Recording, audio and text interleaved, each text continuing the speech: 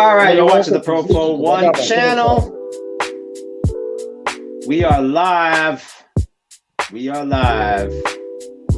Sorry for the wait, but you know, greatness and gifts will be given to those who wait. We have a great show. We're gonna start in the 3-minute mark. If you're in the chat, let us know where you're from, and if you have any questions for our guests. It's gonna be a great show. The panel have questions. We're just gonna let this copyright-free music ride a little bit. We already have a few questions. Oddmar says he's getting his popcorn ready.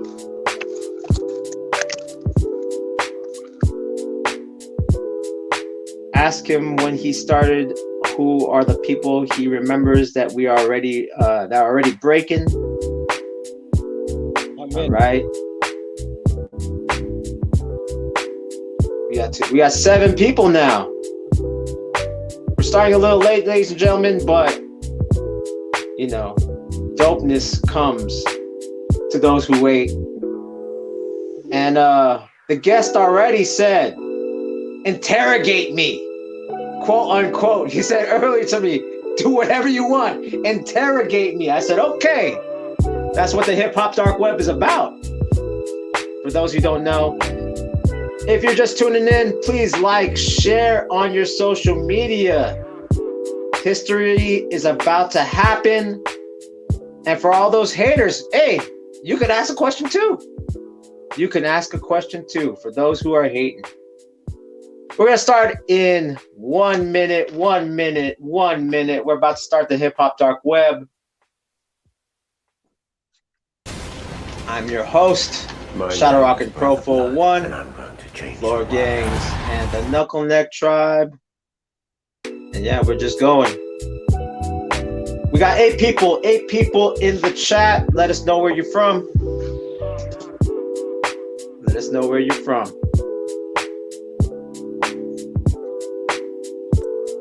We're just chilling out. Sorry for coming on late.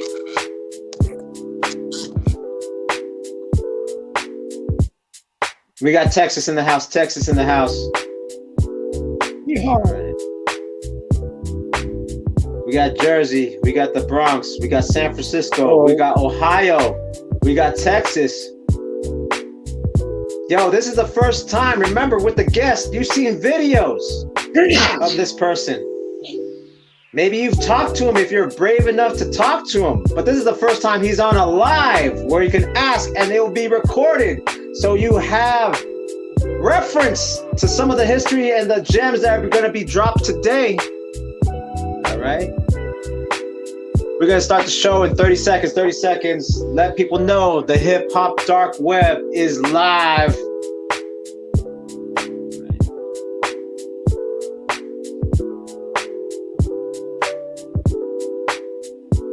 Starting in 20 seconds. 20 seconds.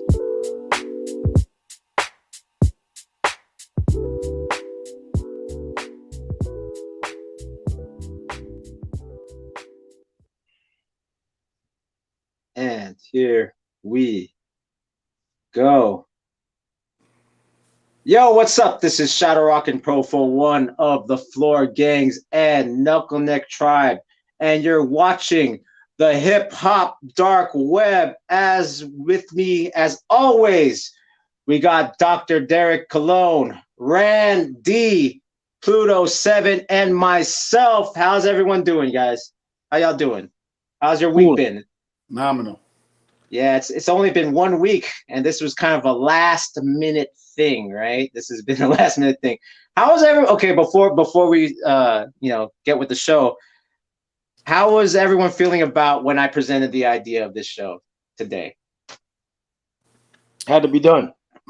Yeah? What's your opinion, Randy? It had to be done because nobody has really focused on the specific individuals that actually were part of the foundation of the of the moves that we know today. Right. Okay. Pluto 7, how about you? Like, you almost didn't make it today. So what's your take on it so far? Um, I think it's gonna be good. I think it's gonna, uh, cause a little more controversy, considering, a lot of Can't hear him. people, personally hit me up and have problems with some of the things that I say, and my whole attitude is like, fuck them. Damn. So, What Bro, the we hell? can't hear yeah, him. man. Yo. So it's gonna be a lot of fun. We need you get your mic a little bit situated. Okay, Dr. D, how about you? How are you feeling? Yo, About the show? Yeah, Yeah. this is last minute. This is last minute. Yeah, no, definitely. I agree with Rand. Needed, because these characters continue to put out the little clips from the freshest kids.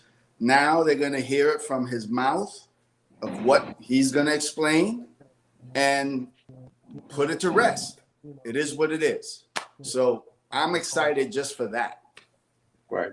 Okay, so before we get him on, like I said, so basically, this was random because, like, like doing the show last week, we had a 3-hour stream. First of all, we had a 3-hour stream last week, which was crazy.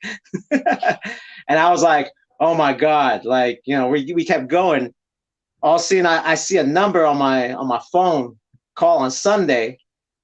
And it was like, who's this? Because I have a new phone. And all of a sudden, it's Trac 2. And I'm like, yo, what's up? And then he just, we're talking. We haven't talked in a while. He had my phone from like 6 years ago, my phone number from 6 years ago.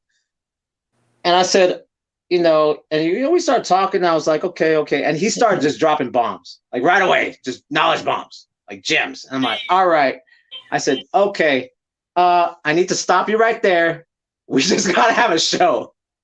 Because there's too many questions that I have, too many statements that you're saying, and this is not being recorded. And this is just, these are the type of conversations I have with a lot of the elders, right? The problem is that none of this stuff is documented. So I said, you know what? Let's take the opportunity. Let me reach out to the panel.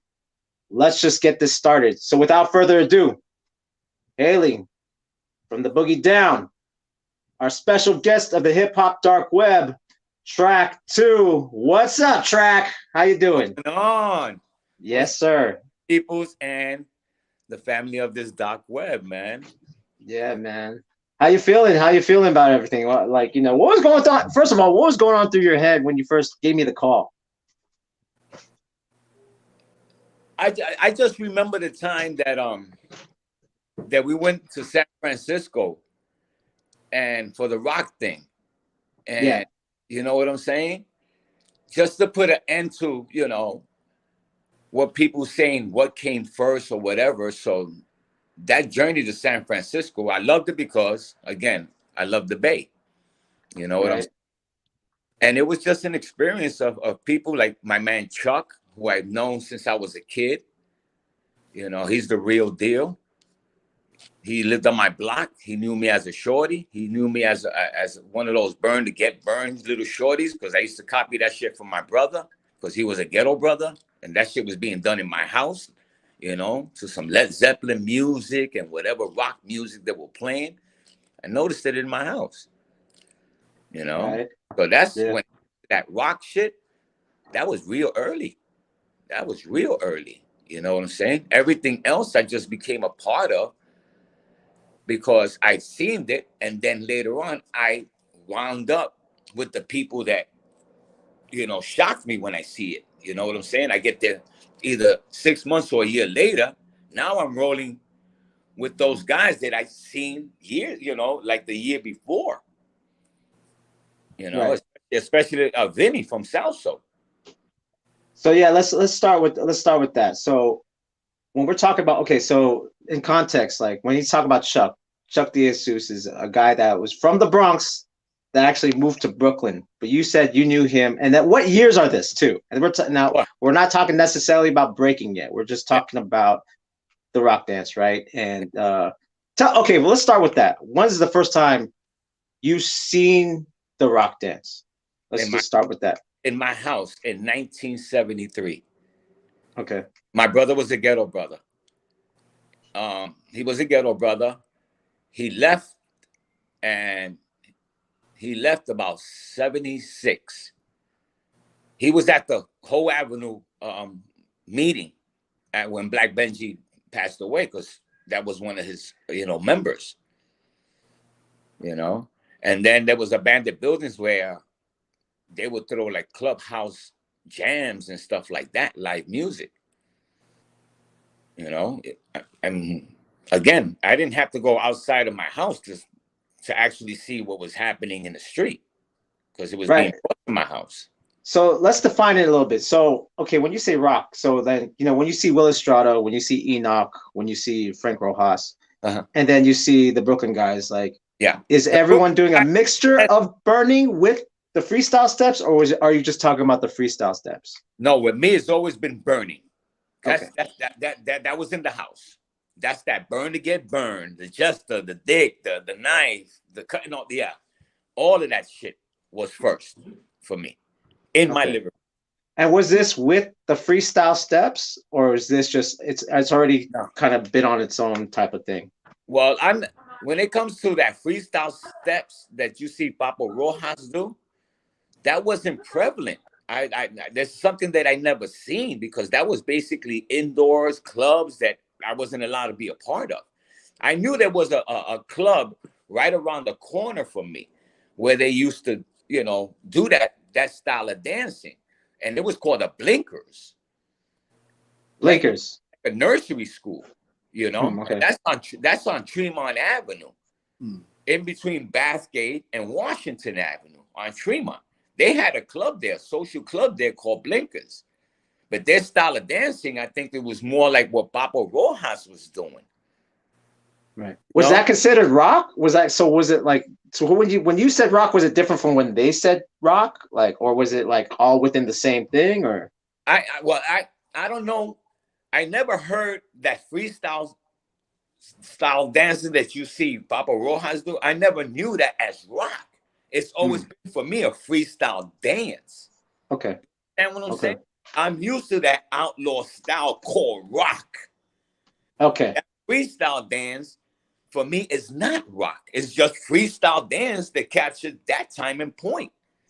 So when you see Papa do that, they're more performance dancers. You understand what I'm saying? Yeah. We have Frank Rojas right here. There? Okay. Yeah. So that's what I'm saying. So this was different from what you like considered rock. But would Willie and them consider this rock? I'm not sure, because I can't speak on what was happening at their time. I'm just telling you what I witnessed and been a part of. That style I didn't see. Okay. That right there, that shit look like the Menudos. You know what I'm saying? Right. I understand that. And if that was the rock they was doing, so be it. But it wasn't prevalent to my view and my generation's view. Okay. You know what I'm saying? Because I never saw that neither. you know what I'm saying? So that's why I'm saying, like, that's why we gotta start the combo with this, is like, because like they consider this rock. Maybe some people call it freestyle rock. Yeah. We just want, for the conversation's sake, to get context, because then, you know what I mean? So that way we have to set up the arena before we go in. We have to make sure that we're all defining the same things, right? Yeah. We're all agreeing upon, like, okay, so this is not what you saw. You saw more outlaw influence type dance. Even when we started creating crew shirts, right? When we started creating crew shirts, we had the outlaw look. It's Star Child, Lil Rock, and in the middle, right? And in the middle, you could add something there. But we also had, it was like the rockers. You know, the rockers from an outlaw. Mm-hmm. You got a top rocker and a bottom rocker. Right. Resembles that. It resembles that. Top rocker and bottom rocker. Right. And front has your name. That's how we done it. So that's more prevalent to the outlaw style. Because that's what we know. So would you say it's going on at the same time, like kind of like the freestyle, kind of more like quote unquote disco freestyle rock and the burners at the same time? Would you say that? Would you? I mean, you were young, but in your perspective, I mean, it could. It you know, it could be. right? My perspective is, what I seen and I was, either privileged to be a part of or just a spectator enjoying it. You Right. understand? But that's just my point of view. Right. So when we talk about rockers, we're talking, like you said, this is a top rocker, that's a bottom rocker, right? Yeah, but I was similar to that. Our shirts were similar to like that. Right. You know what I'm saying? Yeah. So I think with a lot of people, and this is just for the audience that doesn't know, right? Mm-hmm. So when people think of street gangs, they actually think of Bloods and Crips, which is a West Coast thing, right? Mm-hmm. Yeah. But when you guys say gangs, you're talking about this. You're talking Hell's Angels. You're talking the Mongols. You're talking more on that culture, right? Yeah, that's with the West Coast culture. In New York, you have like the Chamberlains. Right. They were the motorcycle gang, and then you had the Black Falcons, which was a The Black Falcons were what they would do is they would line up on 180 from 3rd Avenue, right, all the way to La Fontaine. They would line up, and then the boss, Blackie, would drive his motorcycle in the middle. And then they would take off. But what they would do is they would go upstate, right? They would do that, and then they will take they bikes and they put it in trailers. They will put it in trailers. They will go upstate, and then they will ride back. That's what they were in a gang to fight, but they also was in a gang you want to fuck with. You know what I'm saying? They were a motorcycle group. You know what I'm saying? That's what they were. They had the bottom rocker, top rocker the same way, but the thing was that shit was leather, not jeans. So when you see that leather vest shit, the motorcycle guys did that. The motorcycle guys that I seen do that. And for me, it's always going to be the Black Falcons because those were the first ones, that I was actually visibly looking at. Kinglings is a whole different level.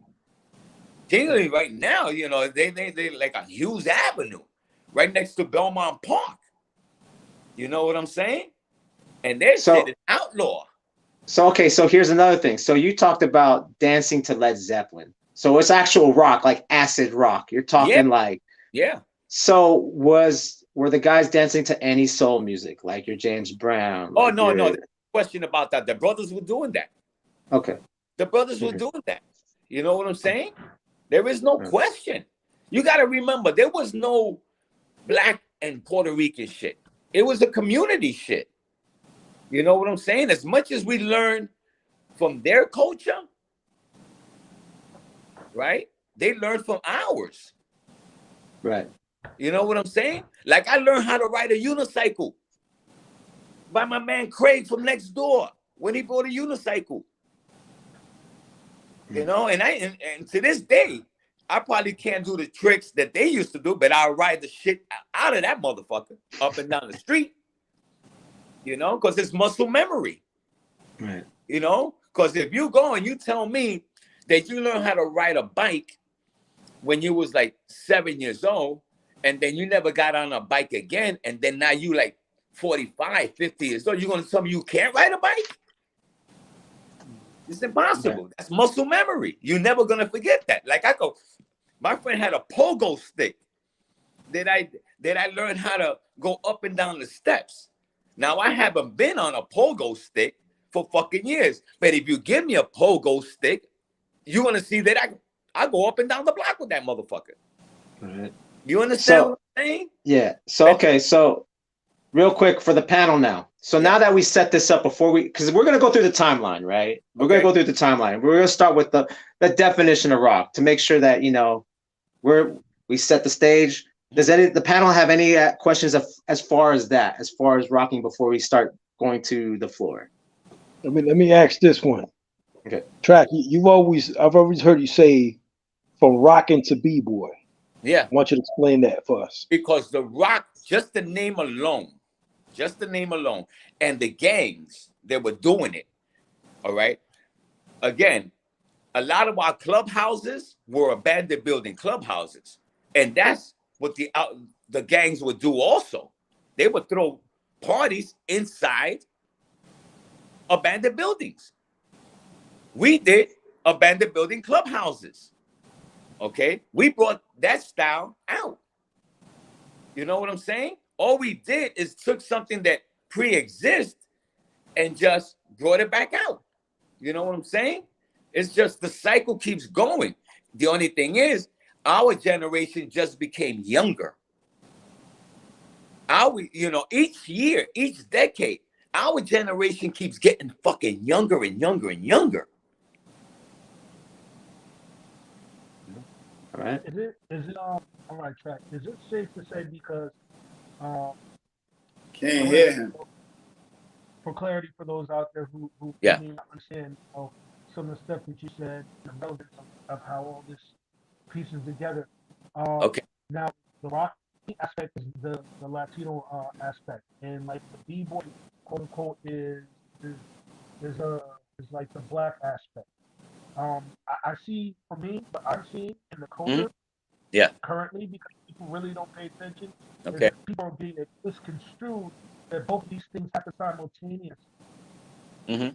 And that, and we talked about this previously, where, and you even said it on Precious Kids, where, it's two cultures coming together to create, what we create. A lot of people, why do you think people are like being misconstrued that, there's two simultaneous situations that are coming together to construct what we have right now? Mm-hmm. Yeah. I mean,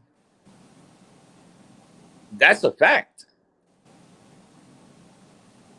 It's two cultures coming together to create this beautiful dance. Because it's similarity. Their interpretations are different.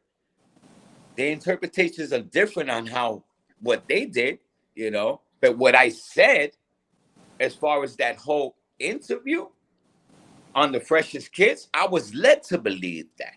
Because a lot of my boys that I hung out, seeing my man Robbie Rob, the guy who created the Chair Freeze, and he's from La Fontaine Avenue in 2111. Him and my man Bobby Lee were real close. So when I started seeing that, but then when you see that batch style of dancing that he still do, there is no question that is a salsa style that big. Okay, that's the style that I learned how. That was the foundation. So when you see back do that, that's the style. The only difference with that, the footwork pattern is this. It's Beaver style, right? Sporadic footwork, around the world spin that you see Frosty do, and Little Boy Keith. Little Boy Keith is my man. He's my man. I know him personally. There's not a time that when Chrissy and Faber would throw these park jams and they would show up. Yeah. As soon as we see each other, it's like, hug, man, it's good to see you again. I'm glad you're still around and stuff like that. That's my man. We used to call him Little Peanut. Little Peanut, we used to call him.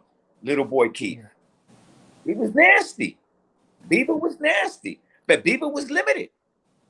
Because when that Beaver style, you literally have to stop dancing in order to go into a freeze, or you could just drop. You understand? Because if you look at Frosty would do that spin. But would he do anything that? Because he would drop, and now you see him do the rowboat, the dead man hump. You understand what I'm saying? Now you got to get back up and start all over. But in the rock style, you don't have to do that, because you could spin up and then hit back down. You understand? It's more of a consistent flow.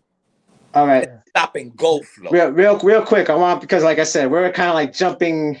We're jumping a little bit because there's this middle part that I want to talk about before we move on. Anyone has any questions before I get to that middle part? No one else has. So Randy talked.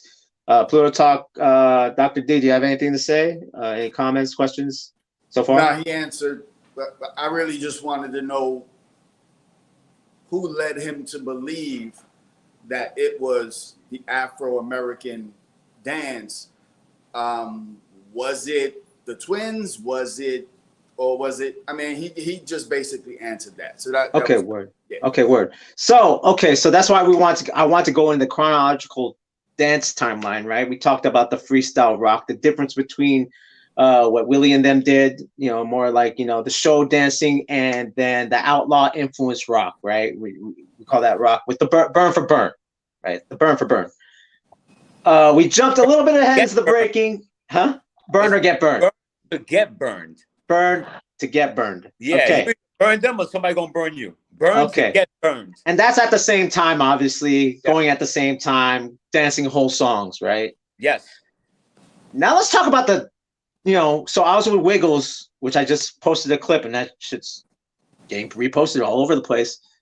When I was with Wiggles, there was like a term I've heard you guys talk about, but he was very specific about it, which was the down rockers. There was rockers, and then there was down rockers. Is there anything like, can you just kind of describe, was that its own movement? Was it evolution, or what was it? When he says down rockers, and he said they open up like this, and this is how they could go into footwork, versus like the b-boys doing a pin drop, dropping straight back, while they would go up. There was more of a transitional thing that flowed into what eventually became what we know as footwork.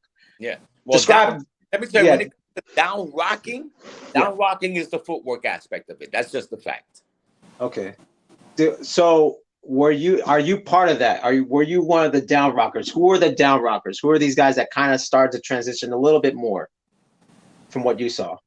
Salsa was the first crew that I noticed. My man Bobby Lee off, nasty. His brother Boz, nasty. Blue Eyes had more of a Blue Eyes, my man Blue Eyes. He was more of that Zulu style, but with a Spanish flavor. He twisted it. Like he will go down, do that spin down, do a little sporadic, but he had that Latin flavor to it. Can you get specific? Can you describe the move? It's hard to describe it because it has to be visualized. Mm-hmm. You understand what I'm saying? All I could do right now is try to paint a picture on what you've seen, right? But you could just, if you could see that and then backtrack. Because you got to remember, we didn't have no video cameras. We didn't have nothing to archive that. Our shit has always been, if you got a camera, we take a picture of it. Right. Just to copy that. So when you see me in an abandoned building clubhouse doing a fucking head spin or practicing, side-to-side shuffles, it's in the picture. Right. It's in the picture. Nobody had a video camera. So that's the closest thing that we have to archive. You understand? Now, when the Outlaws and you see all these, when you see like the Ghetto Brothers, and they show you where the Ghetto Brothers were, where they were walking to, or this gang going over here, they've been documented. That was all being documented. Right. If you have it on tape. Right. We wasn't around carrying no tape to document anything. Everything was right there. Right. Today can't be the same day like yesterday. It's got to be different. You understand what I'm saying? Like we were going to hang out. We knew where we was going to go to. We know who's going to be there. Especially around 180th, because that's where Theodore come from. That's where the Mercedes ladies come from. That's where they come from. Being from CD Crew. That's the Peacemakers. DJ Lele, one of the presidents of the Peacemakers. He was the guy that threw the fucking parties for us in 129. You couldn't set an equipment or anything there without they say so. That's just a fact. So you're saying Salsa was the ones that were kind of doing that transition? What did they have a main move? Did someone have a main move? Did they all do different moves? Like, or what? Or here's a better question: what stood out to you that inspired you to create some of the moves that we still use today in Let me breaking? one move. Okay. It was the floor helicopter. Okay, so the sweep, right? Like the kung fu sweep or the Right. helicopter. Yeah. Yeah, the front helicopter, front sweeps, right? Everybody was doing that. A lot of people, Okay. the brothers was doing it, I was doing it. But I seen Vinny and most of the guys from Salsa go backwards. Okay. They would do it forward and they would stop and they would go backwards. They would reverse it. I didn't see no brothers do that. I seen them do that. And to this day, I haven't seen a brother do that like that.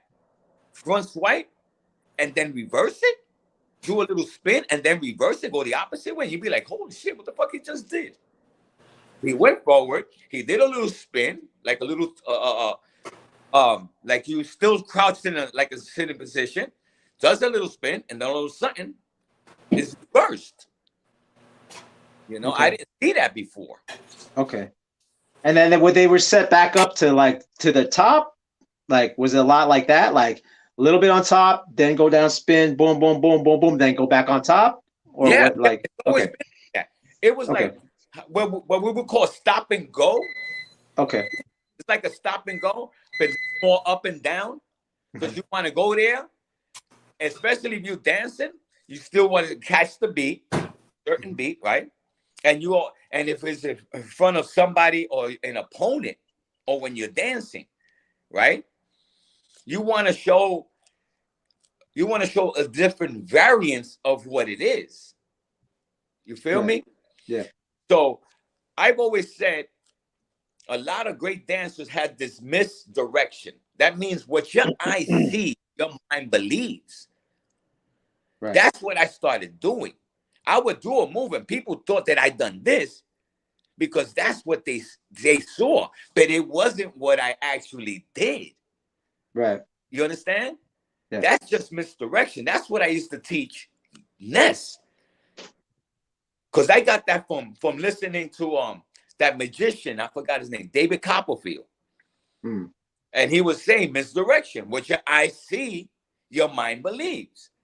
So if you understand the dance more than your opponent, and you start to use these little things, you could just put a hand gesture. Maybe you done it on the right side. Now you've done it to the left side, but your footwork pattern changed a little.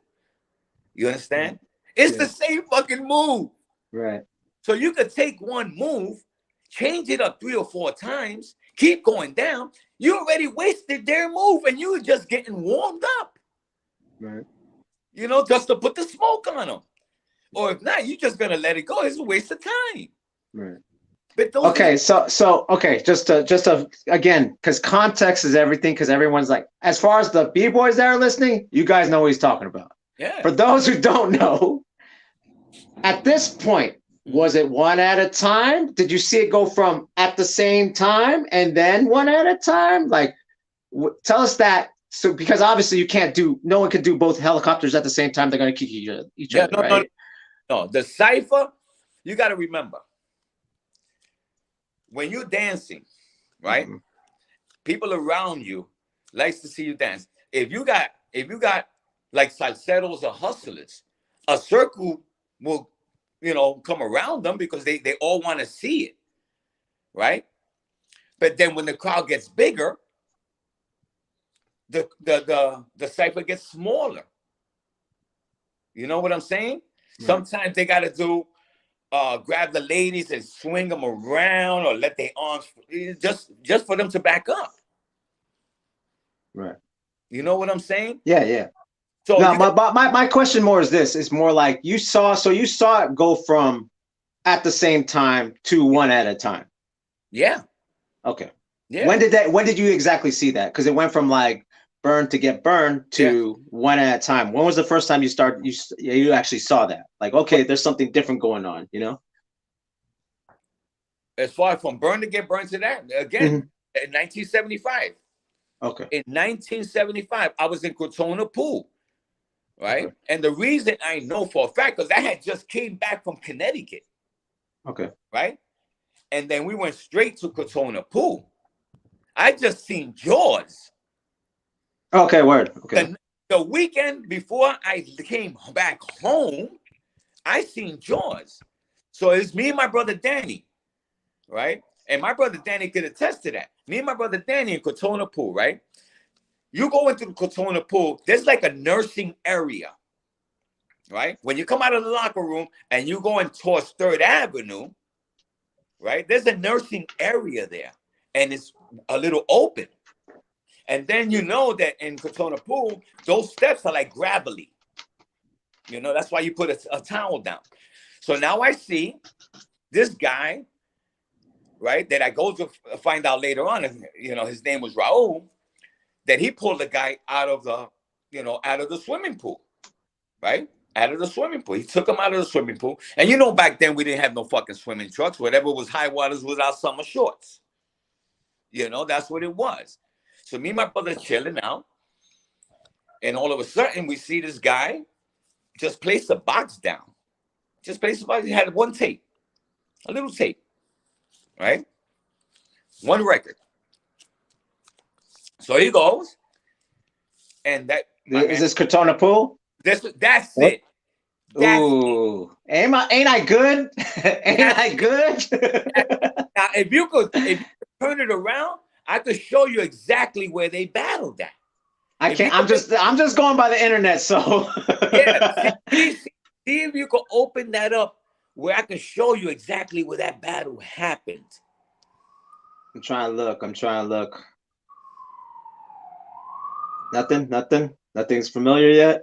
Oh no. Go ahead, keep going. I'll keep going. Keep going. Remember, I'm We just should go limited, there- we should man. break it there at night and stay there all night. No. You know what's funny about this? What's that? This is the renovation.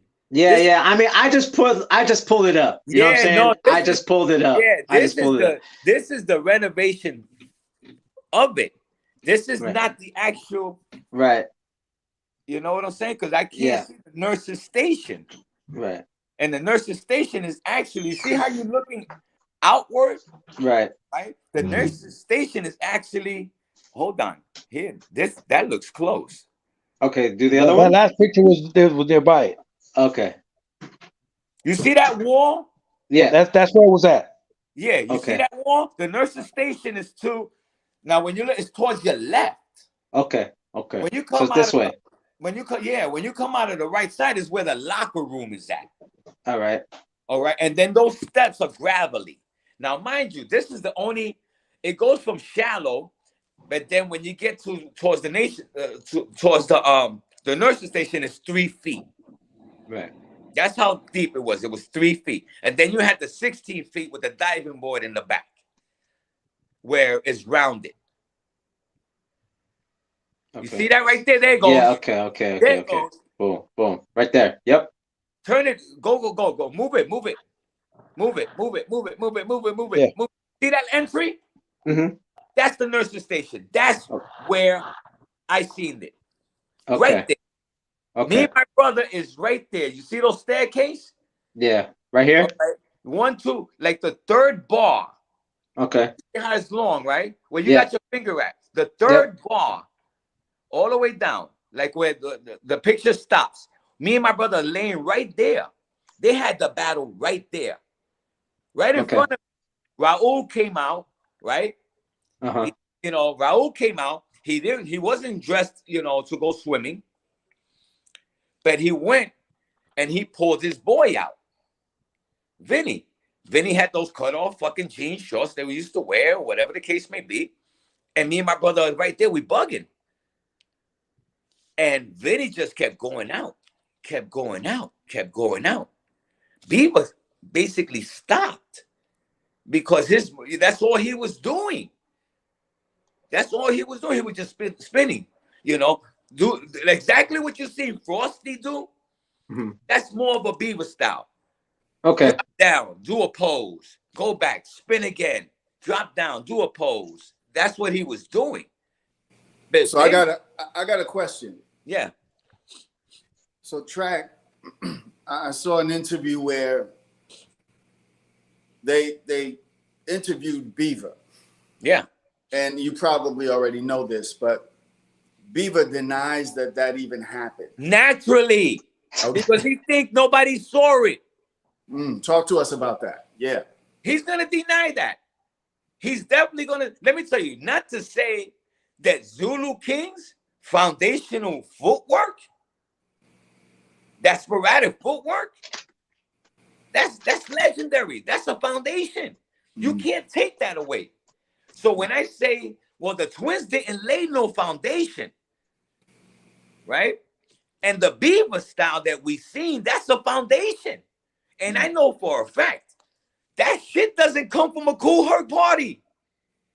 That dance style Beaver did does not come from a Cool Herc party. It comes from so you just said something, and I got to jump on this. In your opinion, was Trixie, Sasa, those guys B-boys, breakers? They were called B-boys because that's what Cool Herc named them. They were called the B-boys. Their dance style, if you look at their dance style, because even the Twins, they said we never touched the floor. Why? Because when you Google the Twins, they were like doing skits. They were going with trench coats and cigars. Right. And you calling them B-boy? Them niggas are doing a motherfucking, that's a skit. That's a fucking skit. But then they said on one thing, oh no, we used to do our shit on cement. Right. But the interview shows, motherfucker, you were doing Groucho Marx. You were doing a skit. Yeah. All right. So let's get this defined, because I think this is the question. I think a lot of people, not myself, I'm talking a little bit younger. We're talking about your 35-year-olds. We're talking about the guys that are 35, 36, 37, 34. Understand that when we say the term B-boy doesn't necessarily mean what we are doing now when Herc used it. Yet we use the terminology B-boy now. A lot of those moves are kind of lost. Maybe some of it's being reintroduced. I would say, could you say at least that? A lot of those old moves are being reintroduced now versus, let's say, 81 to 85. Naturally, remember, everything comes in, everything is full circle. Everything is full circle. Let me tell you, when you come out of your mom's pussy, you got to be taken care of. When you get old, your kids got to take care of you. And you wearing diapers. Everything is a 360. Right. Everything is a fucking 360, man. Yeah. That's just a fact. But the matter of fact, when Sasa, as far as the style he was doing, obviously it's not like, and this is the thing, even within guys my age, not even my age, we're talking like, again, the 36 to about my age, because this is a thing that happened in the 90s, because we were all, and I said this on my Instagram live before I came on here, was that we were known as breakers in the 80s. Because let me tell you, because of the movie. Okay. Yeah. Because but we never consider ourselves B-boys. I didn't hear that term till like the 90s. Wow. Yeah, for B-boy, actually for us in California, I can only speak from my experience. In 86, 87, if you're a B-boy, that means you're a hip hop head. If you're a breaker, you're a breaker. But remember, for us, breaking died in 86. So when we heard the term B-boy, we just thought you're the B-boy style, meaning you're a hip hop head. You like hip hop. Do you know what I mean? Thus, the songs like, what's that one song that came out with Mos Def? Came out in the 90s, like mid-90s. The B-boy documentary. Like something like that. They're not B-boys, but they talk about B-boy documentary. You know what I mean? Like the song's called The B-Boy Documentary. Right? Yeah. So that's what I'm saying. So it was like, again, it was for us, it was a reinvention in the early 90s when, it became it was not cool to be called a breaker. It was cool to be called a B-boy. Yeah. In 92, 93, 94.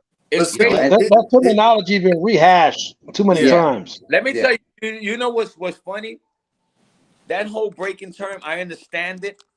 I do understand it. You know, because of the movie. You know, and then the West Coast aspect of it. You know, I get it. I get it. Because sooner or later, East Coast and West Coast will connect, and that's exactly what happened. They are. Yeah. I'm talking about, like, I got to meet Tony Basil.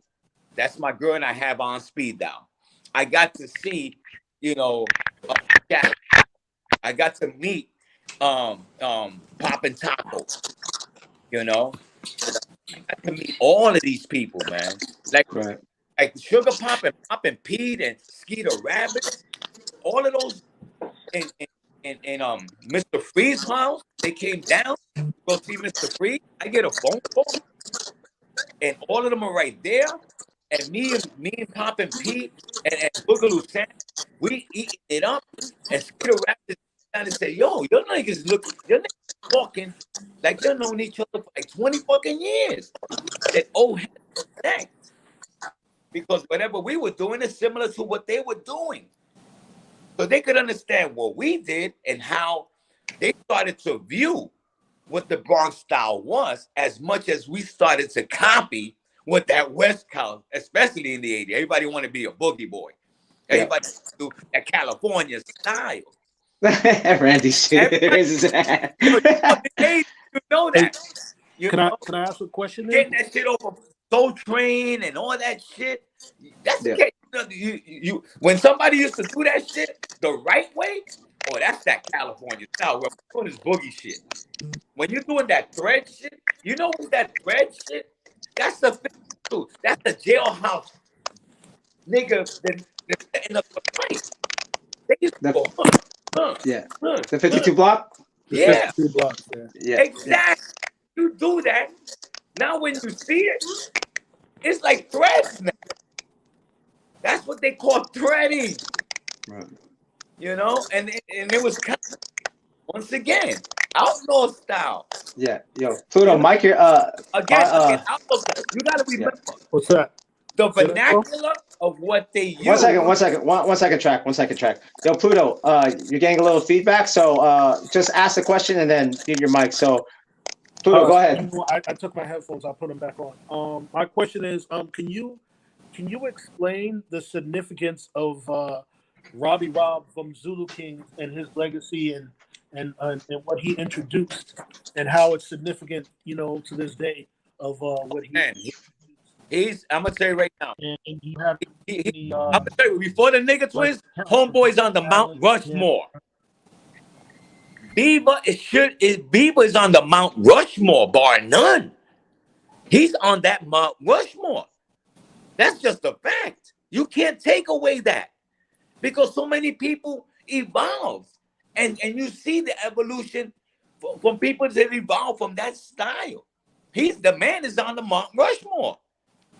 Bar none. Nigga twins, no. No. For us, they the Little Rascals. No, Bieber, no. There's no question about that, bro. I'll be the first to say the man should be on. He's on the Mount Rushmore. If his ass is not in that Hip Hop Hall of Fame, that's a fucking problem. If the nigga twins are in that Hip Hop Hall of Fame before him, that's a fucking problem. I make that shit a fucking problem. I'm not talking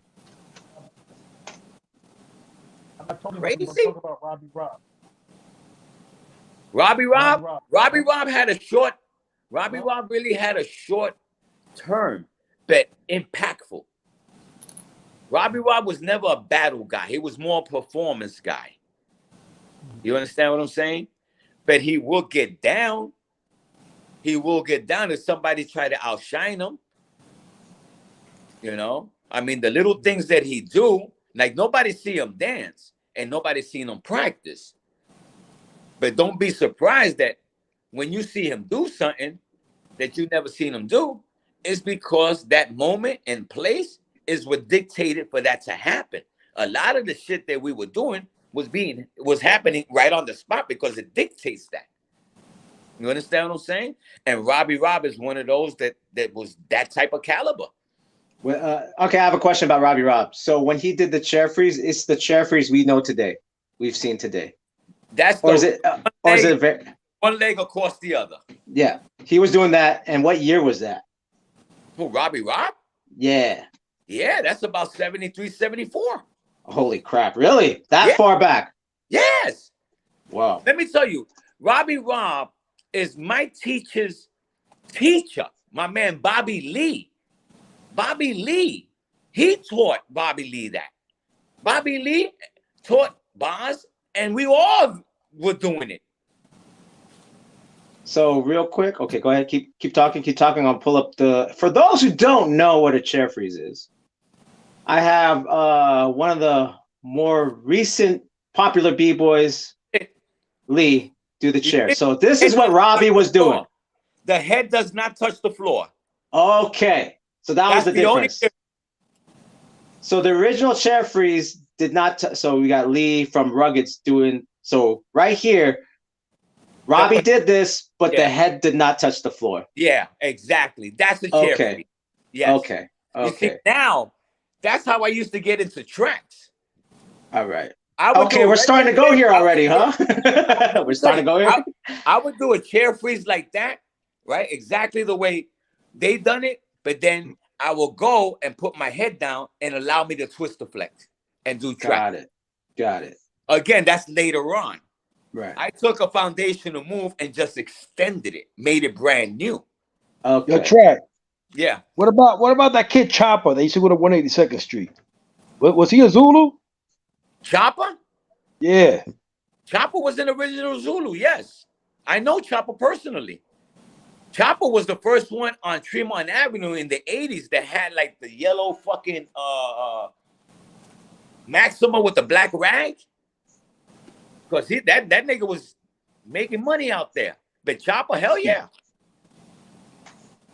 All right. Man, hell. So real quick, before we continue, I want to give a shout out to the chat. We're gonna go through some of these questions, and then let's see let's see what we got, and then we're gonna go back to Trac. Okay, so first of all, Eldertron is from Peace Planet Rock. Eldertron out of Texas. We got Juice Perdiz. Have a okay, word. Oh, word. Okay, we got Juice from Cleveland, Ohio.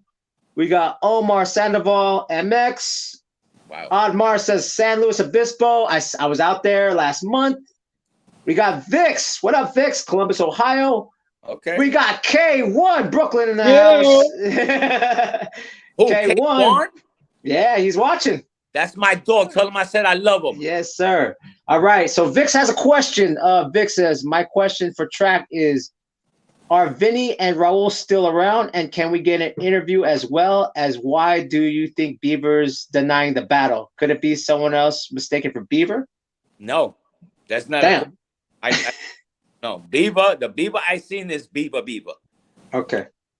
There is no question. Nobody can mistake him. All right. And then let me tell you. I'm gonna tell you about Beaver. Beaver wasn't dark. Beaver was light skinned. He was light Afro-American. He was light skinned. He wasn't dark. That's what makes him different than Robbie Rob. All right. You know, if you had a picture of him, he's a light skinned guy. He wasn't dark. You can't, you know. I mean, Vinny looked darker than him because Vinny's half black. All right. Yeah, Vinny's darker than him. Yo, Trac, check this out. Trac. When you're talking about Raul, are you talking about Raul from Star Child of Rock? I don't know who Vix was talking about, which Raul, but who are you talking? Well, let's go to Trac. Okay, when you're looking at Raul, right? This is the bug part about Boz family. Every boy in that family is named Raul Olivarius. The father, Bobby Lee, Boz, Little Boz, they all have the same fucking name. All of them. So is that Raul the first, Raul the second, Raul the third? Yes. Yes, that's what let me tell you. And I found that shit out later on. I found that later on. They all, I mean, and I got a picture of them, of the brothers. All They right. all Raúls, man. All right, let's keep going to the chat, and then we're gonna open up a new subject. Okay, iRock from Hawaii says peace, y'all. Adrena says peace and Aloha. blessings, everyone. Yep. And then Vic, last question. He said, "I want to see Trac on a pogo stick." Get it. I Great. guarantee you. Get me a pogo stick. I guarantee you. Muscle memory. Yeah, the Gray Pill Podcast says salute to the chat and panel. Let's keep going with the questions. Vic says I was in the chat with a Dominican brother yesterday. If you hear, hit me up. Matt from says Matt Kilgran says TV says what's up. And Adrena says rest in peace, Pop and Taco. Oh, that's my dog. That's my brother. Yeah. George FDZ says peace input here running in MZK. Mr. Long, whose style of 3-step were you doing today? We're doing today. Whose style? Okay, so let's just go. Let's go there. Let's go with that. Take that question, bro. Yeah, let's go. This is the jewels that we want. Are you gonna show me a video of somebody doing a 3-step? A good one? Yeah, anyone. Just show for that's anyone you. that's doing You. a 3-step. All right, let's look. Let's see what I can pull up. Okay. 3-step B-boy. That'd be you.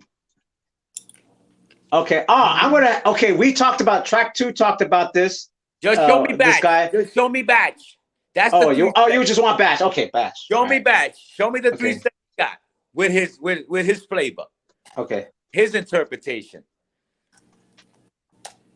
Oh shoot. Okay. B-boy batch. Keep going. So can you talk a little bit about the 3-step while I'm pulling up the clip? For those who don't know, we'll have The 3-step comes from TBB or CC Crew? What, the 3-step? Yeah. The 3-step is the salsa style. Let me ask you this. 3-step is the style. That's the step that I first learned. Is that the first like official step for breaking after the sporadic footwork? Yeah. When you look at it, let me tell you, if I put it like this, if you look at the aspect of the evolution, right? You got the beaver style, you got the salsa 3-step, and then you got the 4 and 6-step from the CC crew. They go your footwork foundation right there. Those are the crews. That's where they come from. And somebody's doing one of them. So what's the disagreement with Abby and Batch and the whole Salso thing? Because they want to take their time, right? They want to take their time. They want to take their years, right? And they want to trace it back to 73. And I'm saying that's impossible. You're not at the same time as, you're not at the same time as Zulu. That's just a fact. Salso comes before them. Salso comes before them. TBB, when you look at Batch dancing, that's a Salso style of dancing. Now, Batch is never gonna say that he was a Salso member because he wasn't. I'm a Salso shorty turned star child because we decided to create our own identities now, but with the spirit of who they were. Now, Batch has always been TBB because he used to write with Cash and Shark, the Bronx Boys. When he started dancing, he called it TBB Rocking Crew. You understand what I'm saying? So when you look at it, if you pull up Batch's style, if you could get that video. Yeah, I'm trying to get it. Yeah. I only got recent footage. I'm trying to find that freshest kids footage. But go ahead, Pluto. Yeah, as a matter of fact, I'm the one that. So Trac. Yeah. That's what I was gonna ask. When I went to 129, 40-something years ago, that style they was doing at 81, 82, which is later, was basically still like remnants of the South Soul style then. Yes. Yeah. Are we talking about this? That's hell no. That's no. Okay. That guy looks like he needs to hit the gym. Because that nigga, I don't know, man. Okay, right here. I think this is bad right here, right? This batch? That's back. Yep. Okay. That batch. You see it? Okay. You see that Well, turnaround? that one. Yeah. You see that turnaround, right? Yeah. That's the back style right there. All right. Let's see if he does it here. So this is like one of the first moves, right? See that Look at little, the freshest kids piece. Look at Yeah. Yeah. There you go. That's it, right? that's the South Soul Foundation. Okay. Facts. Because that's the style I learned from Bars and Blue. Okay. Word. All right. I was trying to find that freshest kids clip when he was like, you know, I'm only 35, which is crazy to say now. I'm trying to find that one, but I can't find it. I Yeah, went. it's called batch. I went and batch picked them pickout up and brought them styles. there. What's that? I went and picked them up for like and brought them there. Word. You could see me sitting on the bench. Yeah. Yeah. You was there, Speedy. Yes. Trying to look for All right. batch kicks and Bro, stuff. I have, Okay, go I ahead. have a question. Go for it. For Trac. So Trac, the Zulu Kings. Yeah. You're saying they are around 73? What? They The Zulu, start. King, the Zulu Kings is not founded until 75. Okay, 75. 75. Were there Puerto Rican? Was there a Puerto Rican b-boy crew right along with the Zulu Kings at the same time? The only one that comes close is Salso. Salsa. Okay. Yes. Okay. Well, But then, was Salsa a B-boy crew back then?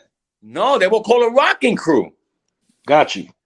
Even though it wasn't, Salsa doesn't have the name like that, but their style is a rocking style. Because we called it down, we call it, rocking on the floor. We didn't even call it down rock. We will call it, we're gonna rock on the floor. According to my Go ahead. research, I see a little contradiction in that because Okay. a lot of people were saying that Zulu is actually more closer to 70, The what? 76, 75. The what? Hold on, say that again. Zulu. Zulu was what? According Zulu is more 76 to 77. No. I mean, listen to me. The beaver style. That's why I call it Zulu. I didn't know what crew he came from. But Zulu, that name Zulu Kings, is 75. And Charlie Rock states that. He stated. He personally told me. One of the guys from Bronx River stated 1975.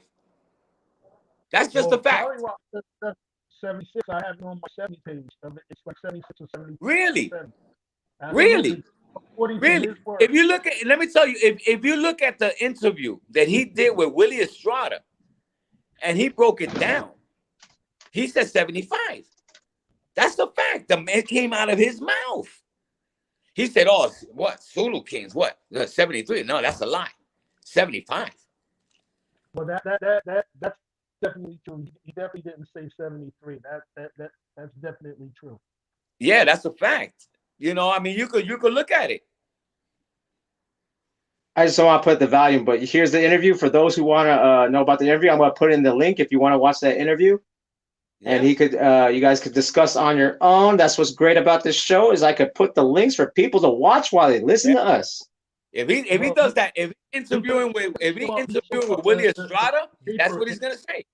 That shows what they were talking about. So there's I could be wrong. There's strong possibility that it was 70, 75, but there are a lot of people that said 76, 77. Raheem states that. Which Raheem? I know Raheem. I got him on speed dial. From the Furious? Yeah. He was part of the Funky 4+1. Yeah. Do you understand that? Do you understand how they became the Furious 5? Do you know that history? Let me hear it. Let's talk it. All right. In 19. Let me tell you. Let me tell you. In 19.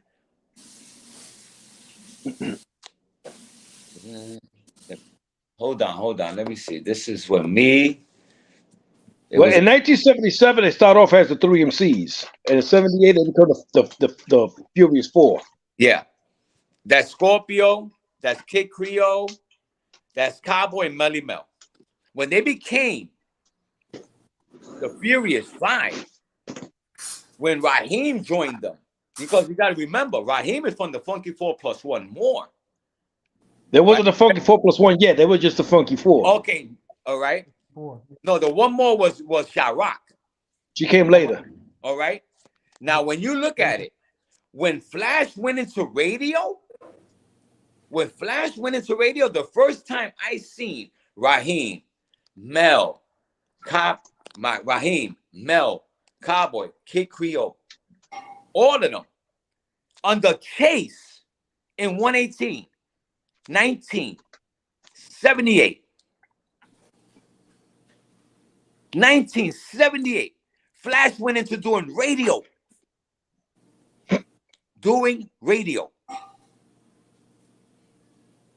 Under Charlie Chase in 118.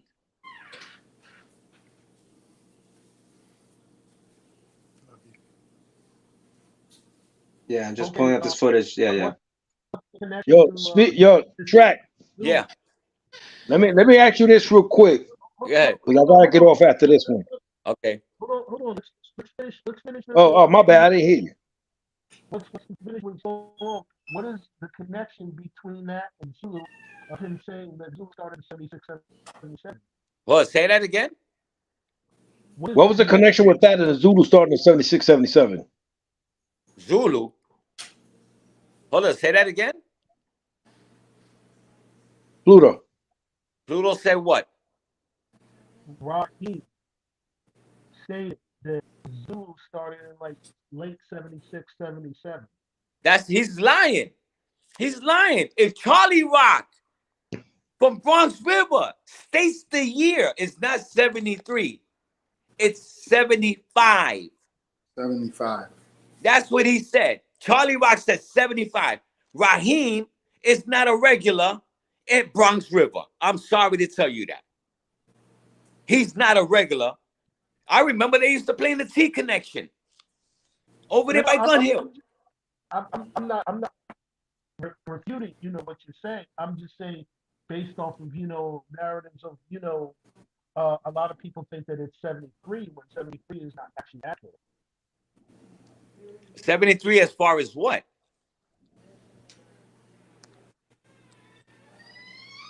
I think he's stuck. Say that again. I'm sorry. Yeah, 73 is part. When you mention 73, I just want to know what that whole. Are you talking about the Cindy party or what? The 1520 Cedric or? No. He's talking about the Zulu Kings. Oh, Zulu Kings. My bad. Yeah. Zulu Kings don't come until 75. Thank you. That's not 73. That's 7. And I would believe Charlie before I would believe Raheem. Charlie is a Zulu. Charlie doesn't get into the Zulu Kings until 76. Facts. He's b-boying in 75, but he doesn't get in until 76. These are his words. Yes. I mean, I don't know what Raheem is saying. I've heard him say this. And he's not from Bronx River. Yeah, I don't know, man. No, he's not. He's from Olaville. The man is not from Bronx River. You can't tell shit that come out of Bronx River when you're not from Bronx River. That's hearsay now. When you hear it from the horse's mouth and somebody's disputing that, that's a problem. I'll take Charlie's. No, I'm not defending it. I'm just bringing it up. Okay, that's a good topic. I mean, that's a good thing. I mean, that's why we're here for, right? We just want to clear up things, right? From whatever, if you have your own questions, that's just why I said, Trac, I can have you on the show and it's just going to be me interviewing you. But you know what? I need all these guys to ask the questions. Like, I'm going to just ask about 1990s and tracks. That's all I'm going to ask about. Okay. I want to ask something. I want to ask something to Trac. Ludo. A lot of people don't know about these things, right? But I want to ask, because I got to see these places. 129, 118, yep. Same on the tours, Mom and Pops. Yeah. This is a B-boy history. Yeah, this is a history that's been left out of the B-boy history. Mm-hmm. And I want to know why. Why is this piece missing? Let me tell you. You know how moms and pops came along? You know what happened? That moms and pops opened the basement. Why they done that? Yeah, it was already open when I started hanging out. But go ahead. No, okay. This is what happened. It was supposed to be, I think, a Christmas shit, right? Rest in peace to both of them, man. The sweet Right. people. It was supposed to be a Christmas shit, right? It was supposed to be at the dungeon. There was a guy, Rudy, right? They used to hang out.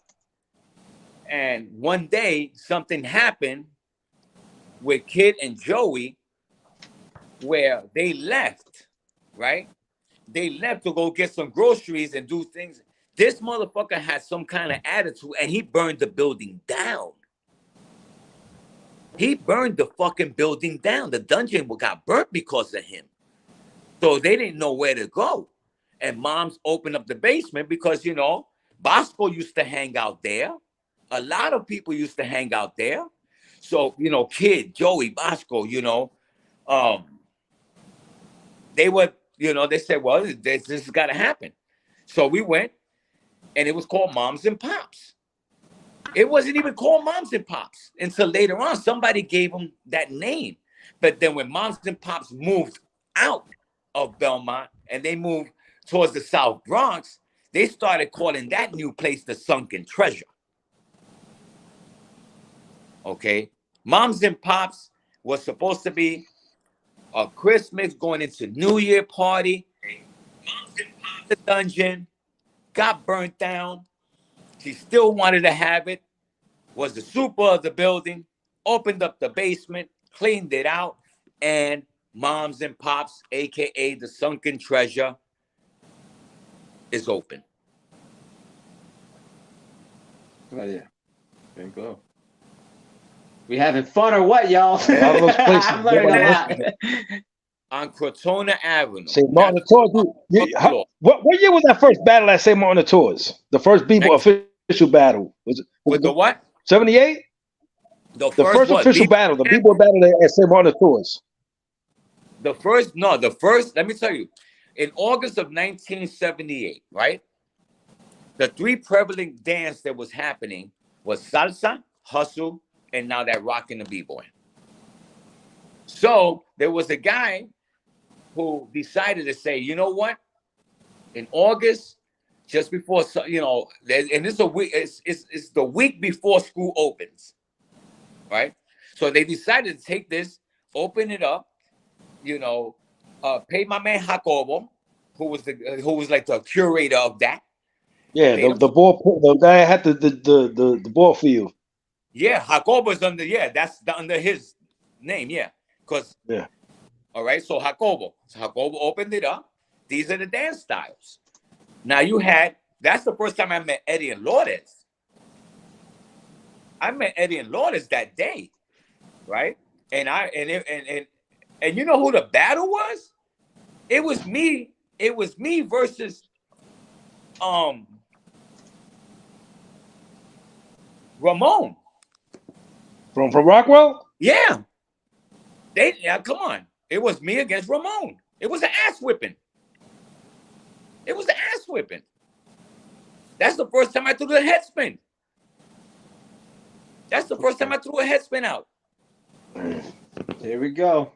We're starting to get there. Trophy, and let me tell you, remember I told you I got the receipts? Look at that fucking trophy, 1978. In the Tours of Hall on Crescent Avenue.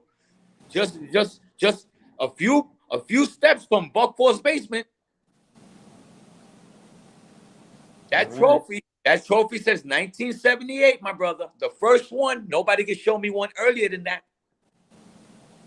And that's for rocking to breaking. Like we're about like rocking to b-boy. You see the footwork? Everybody who's a rocker hit footwork. Everyone a rocker hit footwork. Look at the tape again. Look at that again.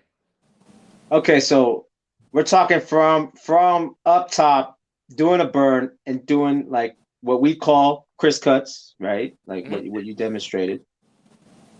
Okay, just look at this whole clip. Let's look at the rockers and let's look at the b-boys.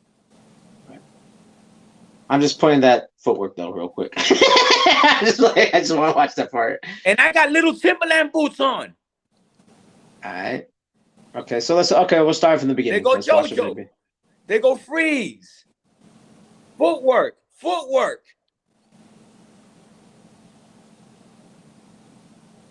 All right. Footwork. Put the twins on. They're coming on.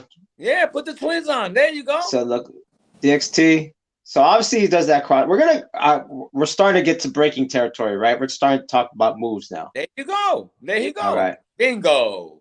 All right. Never touch the floor. All right. So again, now we're getting specific. Now we're getting to. Now it's like for those who are tuning in, if you don't know, I just got to give a station identification real quick. We're we're interviewing Trac to the hip hop dark web. Pause for the sponsorship. Yeah. And here's the thing, though. So now we're getting to the super nerdy move territory. I want to give context of the rocking, the freestyle rocking. We talked a little bit of the fashion, just because, and like he said, he mentioned Led Zeppelin, right? We're talking rocking to Led Zeppelin, right? Yeah. Would you say Rush? Were you guys rocking to Rush? No.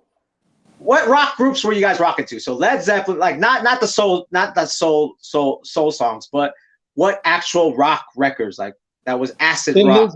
Thin Lizzy, bro. Those that rock music. Well, Mhm. Led Zeppelin was definitely one.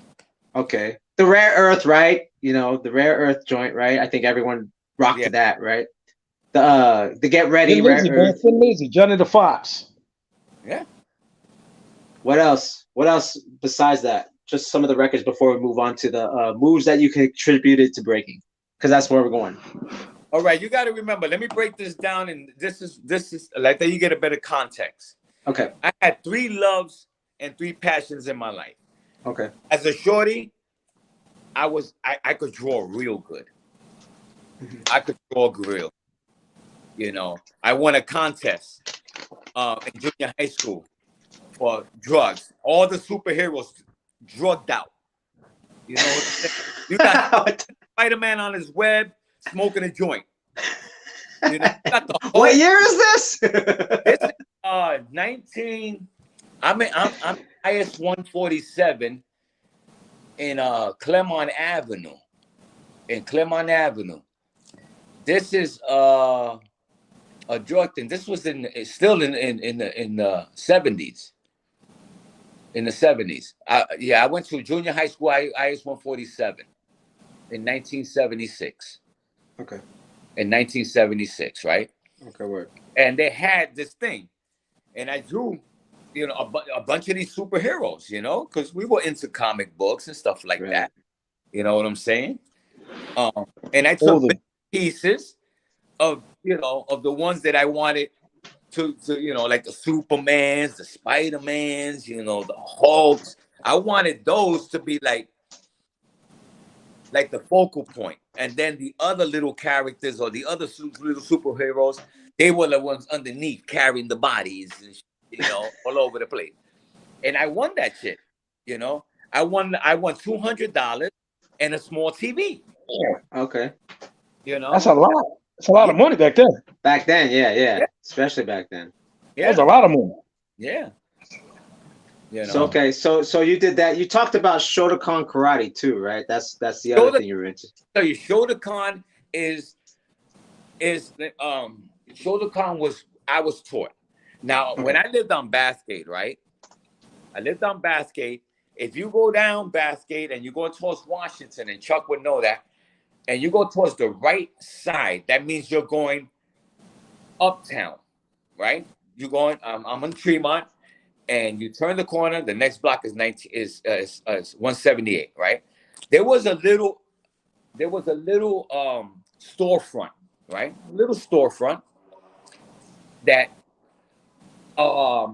my sensei Steve Valencia, right? My sensei Steve Valencia rented. Now my first gi was from a guy named Bambolivio, which was, and Chuck knows who he is. So he gave me a karate gi, right?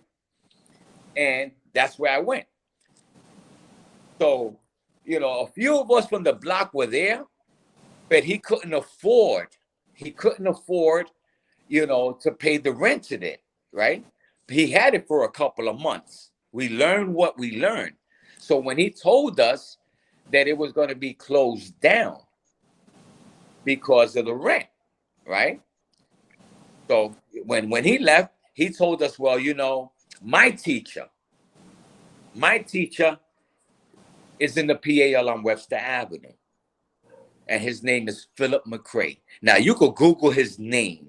I am. His name is Philip McCray. Yeah. All right. Shoulder con champion. Look, Google that name, Philip McCray. I think he was the captain of the Olympic team, if I'm not mistaken. Yo, I gotta get off this joint, guys. I'm gonna holler at y'all. Next one. All right. All right. Thank you, Randy. Trac, I'm gonna hit you later. I got you. All right, bye-bye. Check it up, baby. Check it up. Do the research. All right. So we talked about Shotokan karate. What's the other passion? So I can't find it right now. So what's the other passion? So it was drawing, karate, and the last one. Gymnastics. Okay, now we talking. All right. I was always good. There was a guy named Chinito who used to date this girl on the first floor of my building. He's the one that taught me how to do like backhand springs and shit like that, right? Mm-hmm. And then what he would do, he says, you want to do this faster, he would take us to Cortona Park and take us like on a little hill, not too, not too crazy, but a small little hill.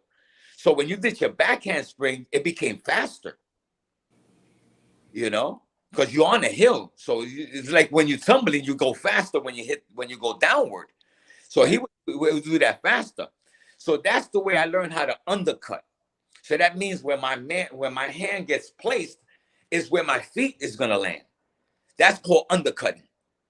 And you go faster and faster and faster, and then you can take off from there just doing backhand springs after that. You know what I'm saying? Because I used to see him do that.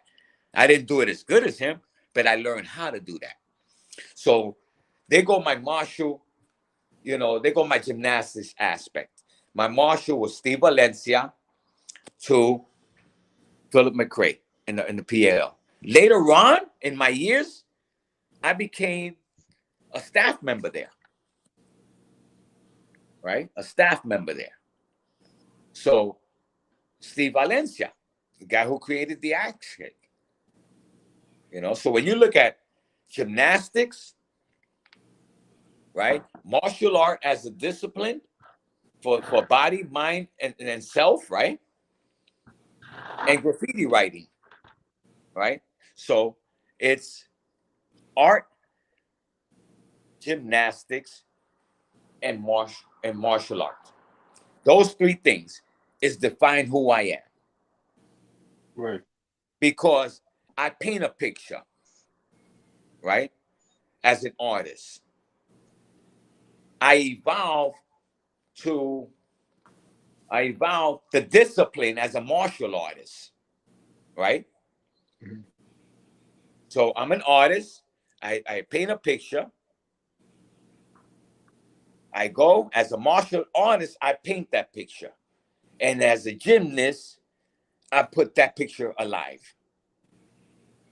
I make that picture come to fruition. So when it comes to that, when I got into high school, where what I call the air CCs, if you look at anybody who works on the pommel horse, the pommel horse is like that apparatus with the two handles. Yeah. Right? So when you're doing the pommel horse, it's called traveling. But one hand always have to touch a handle. Right? Touch a handles. Now, and then you have to do scissors. You open your legs and you go through. Now, what Kurt Thomas did is that he added flares to his scissors. And he took that and did that as his, like donuts, right? That's how you move your waist for you to travel, right? Like that, you don't hit the apparatus. That's called donuts. Your legs are out, your hip is up, and that's how you're going back and forth. So what Kurt Thomas did, he did scissor cuts. Right. Right? So he did that, scissor cuts, and what you call flares on the pommel horse. He actually took that and just did his floor moves. He just added it to his floor moves, which nobody has ever transferred an apparatus, a person who's good in the apparatus, and added to his floor routine. Yeah, here's Kirk Thomas right here.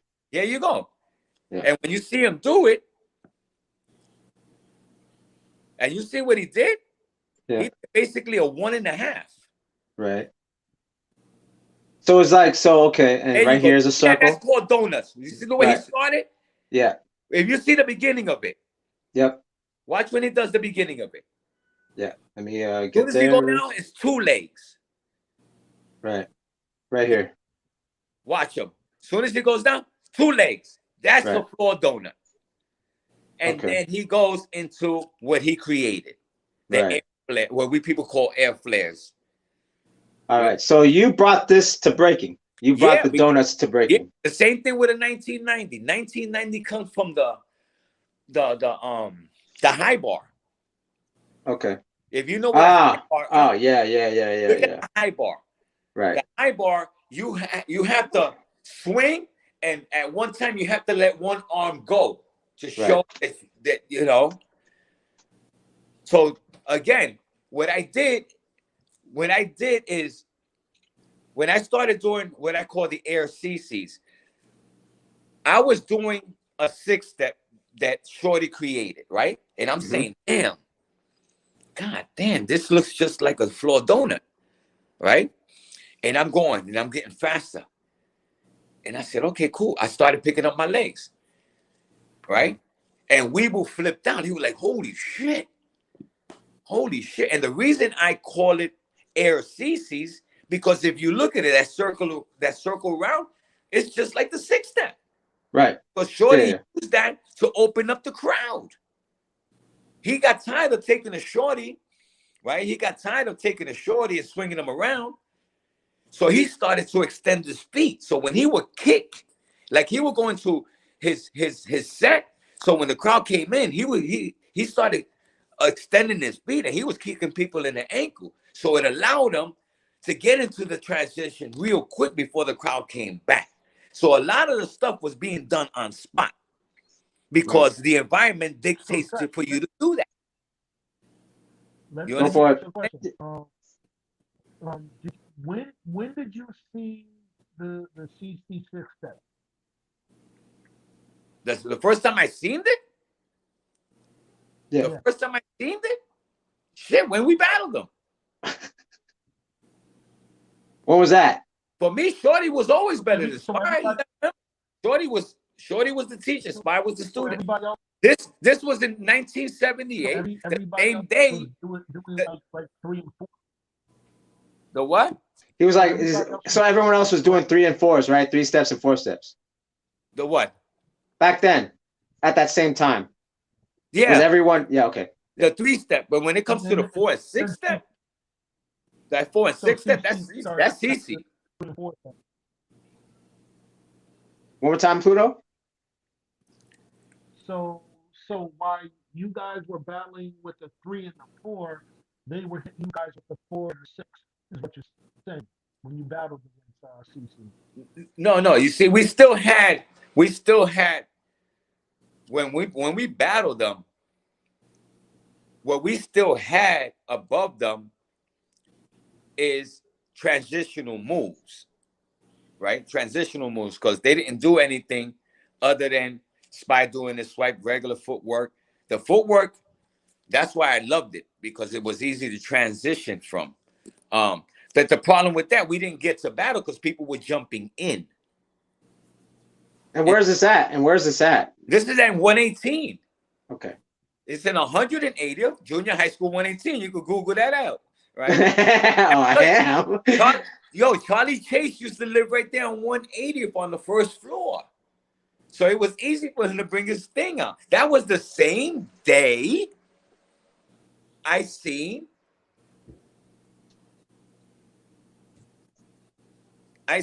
Charlie with the Furious plus Raheem. Okay. That So, all same right. day. Just to back up Go ahead. for a minute. You you said something in regards to what wasn't seen at the Herc jams or whatnot. And how that really doesn't have a connection to what we currently do today. And there's strong arguments to support that. But Okay. there's a for me there's a glitch in that with DXT, because Okay. DXT, he went to the Zulu, but yes, he also went to the Cool Hercs. So Yeah. Okay. where does that fall in? The what? Where does that fall in? As far as what style? No, it's well, I mean, as far as the relevance of an AA style that comes from Cool Herc and all of that stuff, Mm-hmm. which because he obviously picks stuff up somewhere from those guys, and then later on, as he has influences with the Zulu influence. Well, I can't. I don't know. I mean, that's something he needs to speak about. I can't break down, his interpretation. No, I'm just asking if you've seen it, because he does come. The interesting thing about him, particular, he Yeah. comes from both of those leagues. Yeah, yeah. But I've never, as long as I've known him and interacted with him.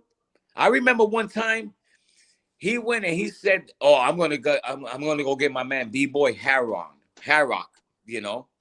And I said, okay, the guy who created the 6-step. Oh, I couldn't wait for that shit.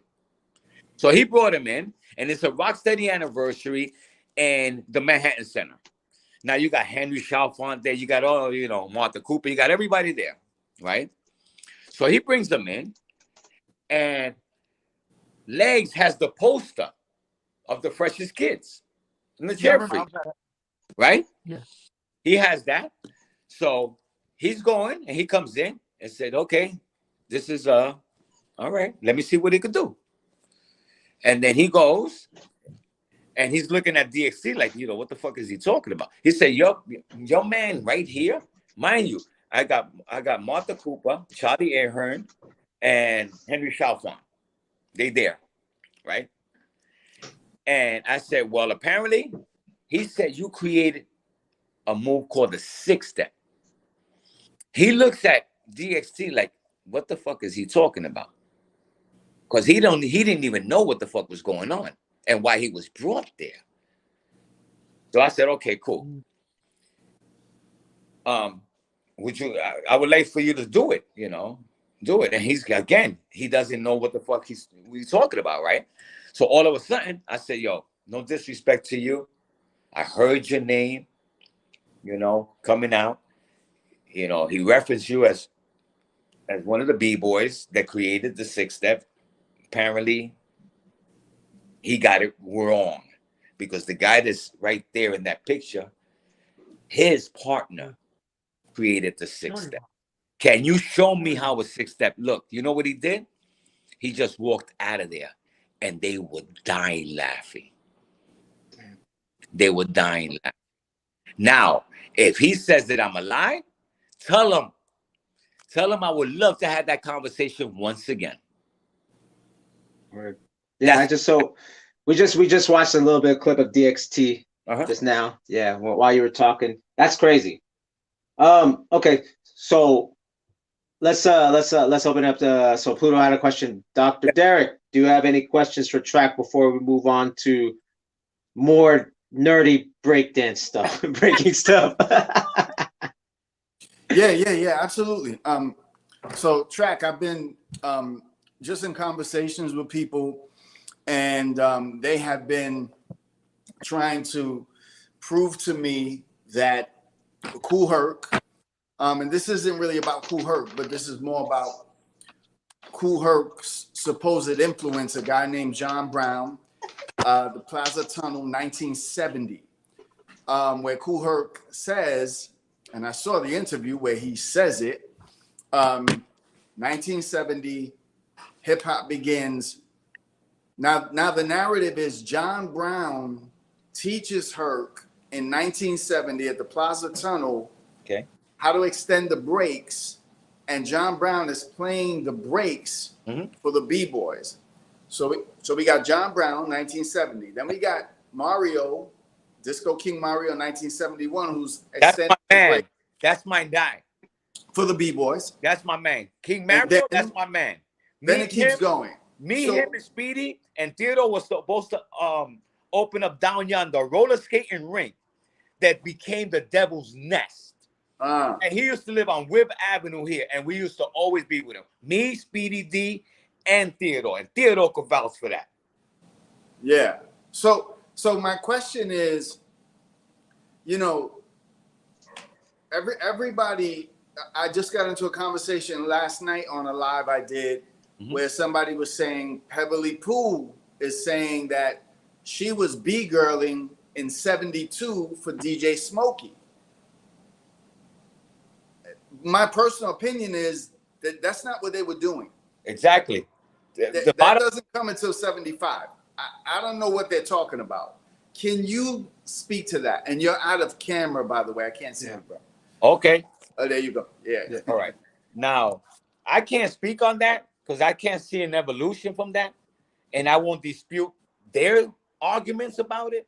You understand what I'm saying? Is it relevant to what maybe Kool Herc done or whatever the case may be? You know how they talk about the Hevalo, right?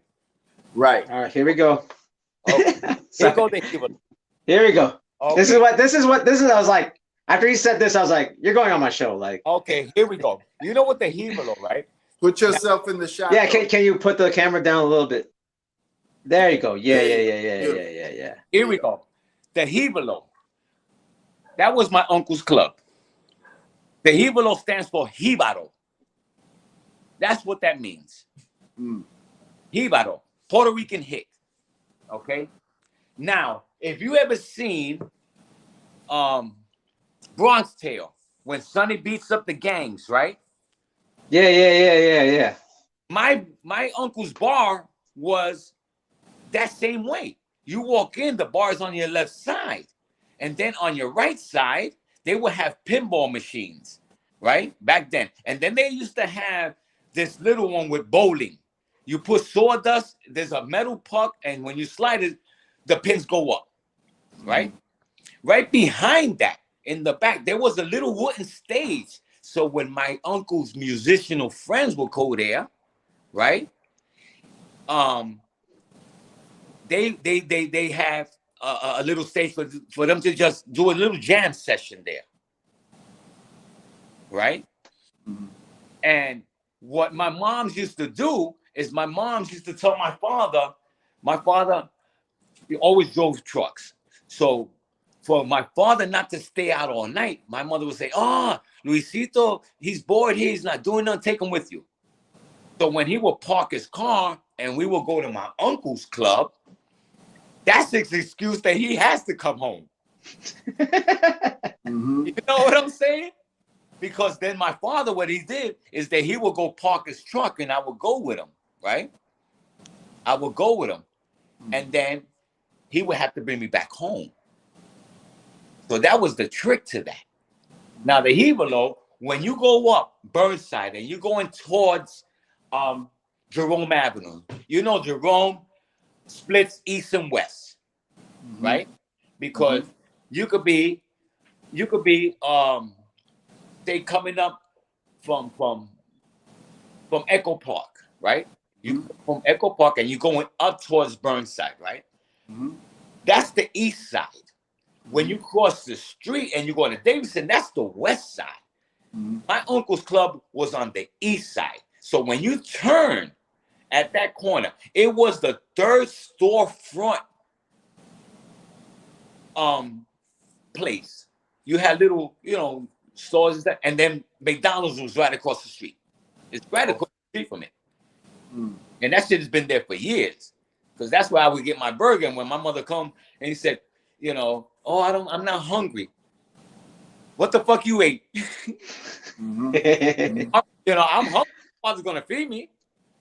You know what I'm saying? Yeah. All right. So basically that's one of the places that Herc was spinning at. Was were you aware of that at that time at No, all? Okay. no, no. That comes later. Okay. Later. Mhm. All right.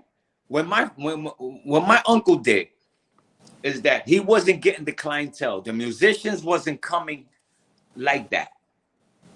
Am I off or you off? Okay. No. You're good. No, You're good. you You're good. good. You're good. Hold on. Let me get back to where I was at. Sheesh. Yeah. All right. I'm Yeah, you're good. okay. So once again, in 1976, my uncle burned it for insurance money because he was moving out to Florida. Now let me say this. Wait, wait a second. wait. So Are you here's, incriminating? here's the story. Here's the story Yeah. from Coke Rock, Okay. who says he doesn't take on the name Coke Rock, and Hurt doesn't start doing what he does until 75 at the Hevelo. Okay. And then he says, we were there a year and it burned down. Thank you. Okay. Thank you. He gives that testimony. 1976. Yo, so when you just said that, I'm like, Yeah. Yeah. All right. Okay. All right. That's just the fact. crazy. That's just the fact. When I told him, he was like, "Really?" I said, "Yeah." It was a storefront, and it was looked like the indoor of that, bronze tail shit. It was similar to that. Mm. It was similar to that, you know. Wow. And the stage in the back was wooden, and that's what they would do jam sessions at. That always stood there. So for insurance money, because I remember Charlie Rock called me up. He said, "What year?" I called my uncle. He told me 1976, and I called him right back. Yo, 1976. I just spoke to my uncle. Mm. Yeah. Those Crazy. are Yeah. you know, Crazy. can't All dispute. right. Yeah. I told you how it looked, and they also say the same thing. Mhm. They also- Dang. Receipts. And we just made, I mean, this is the first time anyone's actually talked. Again, what makes this interesting than different all the videos that's getting put out is this is a live and we're just kind of flowing with the questions. And so right now I'm making this into a clip. I don't care. All right. I'm bringing you receipts. Yeah. You know, you could see the pictures of me doing shit in abandoned building clubhouses. Right. That's just a fact. That became our second home. Even Trace says that. Even Trace says that. You know, a bunch of mothers looking for us. Oh, we in the clubhouse dancing. You hear Trace say that. You know, Right. got pictures of me in doing shit in abandoned building clubhouse. Yeah. Those are the receipts. Pictures don't lie. Facts right. don't change. Because let me tell you, if you tell a lie, you got to remember that shit. That's real. Because I could have told you this story 10 years ago. And then you ask me again, it's the same shit. Because it's Right. easy to remember the truth than to have to find out that a lie is hard. Right. Because anything that you change, you want to say, no, you know, you'll wait for the whole story and then be like, hold on. You said 3 things different than what you said over here. Right.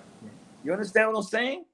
So okay, I'm gonna play a little bit of Randy had a request. I mean, he had to get off, Okay. but he had this request, and which is Ness demonstrating this right here, which is track 2 shuffles. Boom, boom, boom, boom, boom. Let's play that again because we saw you do that in the that one clip of the Freshest Kids.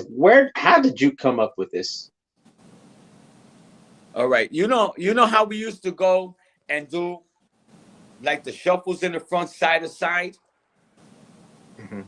I decided to upgrade it and do it backwards. And that's what came out. Ah, okay. Okay. And that's what came out. Okay. I tried to see if I could get that same flow. But the only thing is, when I done it backwards, it was faster. So I stuck Right. with it. Because now it shows an evolution from doing it forward, that where you gotta, you know, you could fuck with the thing. That one is a little bit more.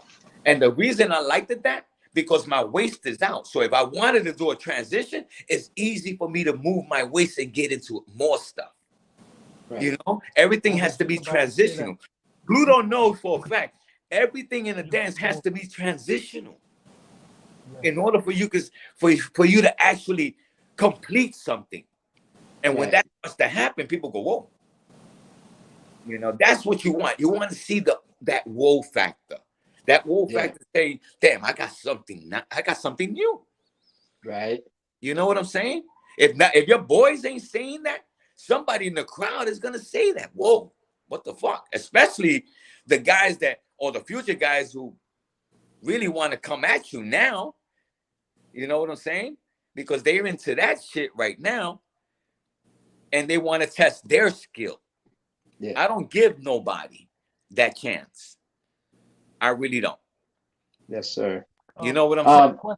Yeah. A question. Real quick. I'm just gonna, as you ask that question, we're gonna play another thing again. This is what Trac has given to the breaking community, which is the 1990. But originally, what did you really call this? Because obviously Ken Swift came up with the wrist. A one-arm pirouette. You see now, this is what happened after the Rocksteady anniversary, right, in Lincoln Center.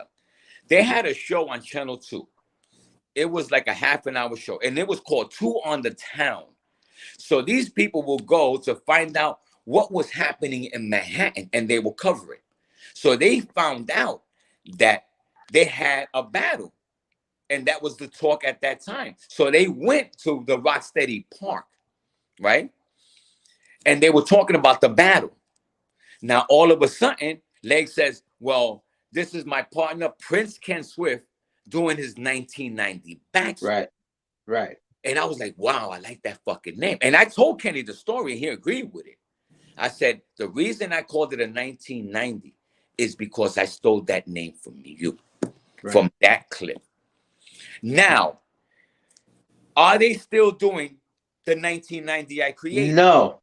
Are they doing? No, I was about to say. I was thinking the wrist to the backspin. No, one's doing Kenny's wrist to the backspin. No, you don't. They are doing. Yeah, you're doing. They're doing. You know, people are doing the handstand. What did you call it? The one-arm handstand pirouette. Like the reason I call it the pirouette is because a pirouette is a spin. Right. It's a spin. So when I used to do the parallel bar, right? Yeah. The parallel bar. What I would do is when I would come down onto the bottom parallel bar, you got to go into a handstand, right? So once I did that and I seen that I was vertical with one hand, I said, hold on. Shit. So I kept doing it. I got on one hand. I got into that motion. Until one day, my problem is that I had my hand flat and it's spinning. So what I did is I took from my middle finger to my thumb, I lift that up, which left me with the side of my palm. For me to spin. That's where I got the spin from. Because if I would have kept my hand flat, I can't spin. I break my freaking elbow. So all it did is for me to just move that. Because the reason I done that, because the first time I tried to do it, Trace was like, damn, nigga, you're gonna break your arm. I was like, shit, you know? So what I did is all I did that day is just said, okay, cool. I put my hand on the floor, and what I did is I tried to spin my wrist, and I noticed that when I picked up these fingers, I could turn. And that's how I done it. You know what I'm saying? A lot of the things that I incorporated and evolved is something that I have done earlier. In my, in my life. You feel me? Yeah. What year was that? When I did that 1990? Yep. 1990, 1970, 1979. Okay. Wow. 1979. So people were doing it back then. I think the first time I saw it was Beach Street when the stand-in for Lee did it. That's the first time I seen it. on B Street, when you know how like Lee's supposed to do the 90, but it was Yeah. a stand-in. You know what I mean? I forgot who Pluto. Who is that? Who stood in for Lee for that? You know, I can't remember. Freeze told me about that years back on Rocksteady University. I can't even remember. Yeah, he used to. But You it was know a guy who's that? from out of Queens. I'm gonna give you the name. He did that. He It was used like to some that dude that from little out kid Queens. used to flow. He used to hang out with Flo and them. That little shorty comes with like Flo, like Flo and the you know that crew. Incredible? Was he Incredible. was Yeah, okay? It was Incredible. Someone from Incredible. Tiny. Tiny. Okay. Okay. Word. It was Tiny from Yeah. Incredible. Okay. There you go. Boom. If you didn't know, that wasn't Lee. Okay.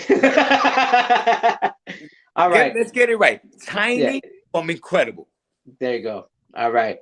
Okay. So you know, we're about almost 2 hours in. Yo, Pluto, go ahead and ask, and then I want to go to the chat if anyone in the chat has any questions. Then I'm going to show this clip. Okay, I kept talking about this clip. I want everyone to watch it. So, Pluto, go ahead. Pluto, you're about to say something? Yes. Yeah, go for it. Yes. Is it safe to say that you know the move Trac was named after you? The what? The original version of The track. The move, the You know track. what happened with the track? Well, when I started doing that, I used to always wear a headband. And when I would take it off, because I didn't want to like scrape my forehead or anything. So I used to always wear a sweatband. So what happened was I took the headband off and it left the imprint. And they was like, damn, nigga, you are Trac. Look, you got a track around your head. Again, somebody said it. And that's why I called it that. I didn't mean to, you know, when they said, damn, Trac, you really Trac. You got a fucking track around your head. Like, you know. Okay. And I was like, holy shit. Okay, so that's interesting. So how did you get your name? Oh, easy. Everybody had a nickname and I got it from the razor blade. All I did was added the two. All right. I got it from There the you razor go. blade. Because that's the razor blade that I used to see my father shave his face with. Okay. So your tracks are talking about the razor. Go ahead. Really? Yo, I would have never thought that. I always thought that. But you know, for that to actually be it, yeah, I never would have guessed that. There you go. All right. That's why we're here. That's why we're here. Yeah, that's why we're here for sure. Yeah. Let me see. We're talking when you're talking tracks, you're talking about what we call head swipes now, or what? No, you got to remember that everything is in threes. You got.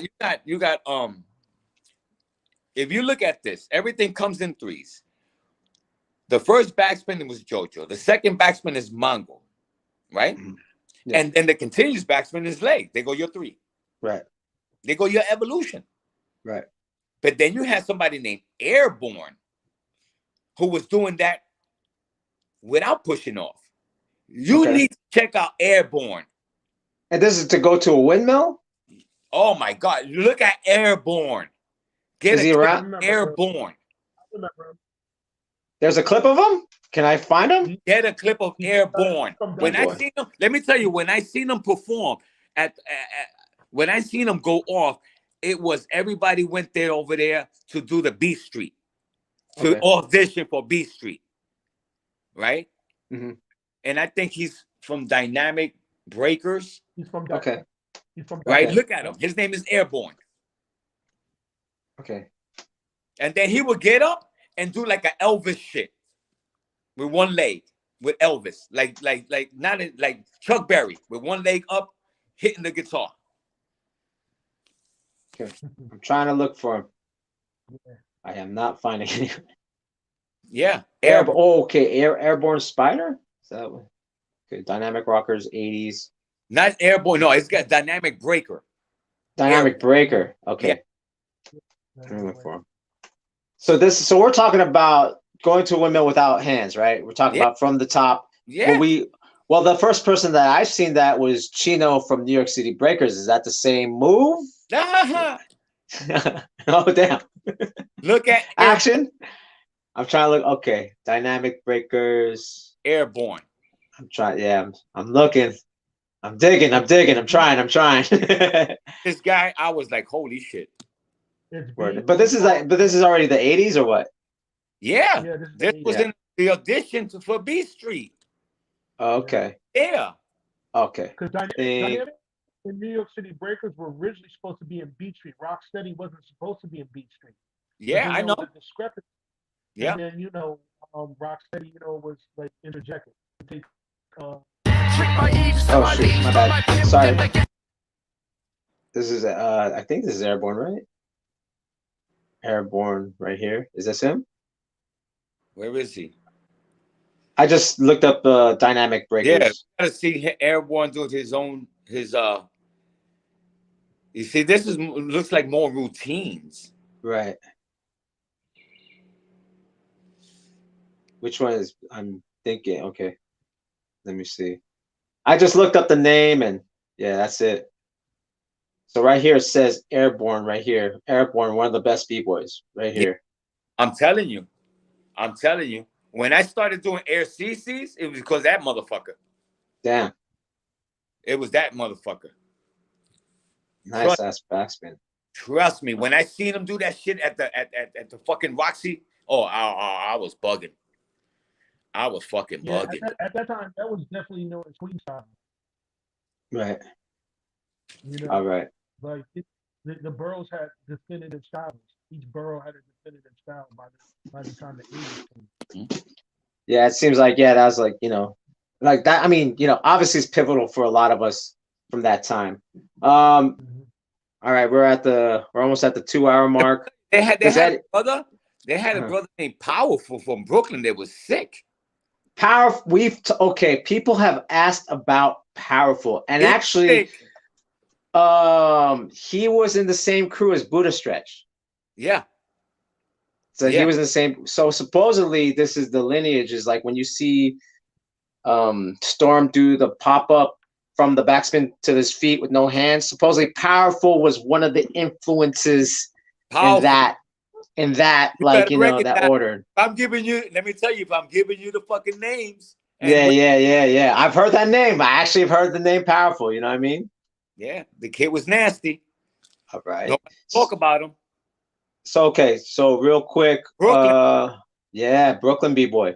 Real quick. We're about to the 2-hour mark. Let me pull up this footage. Okay, so I pulled up this footage.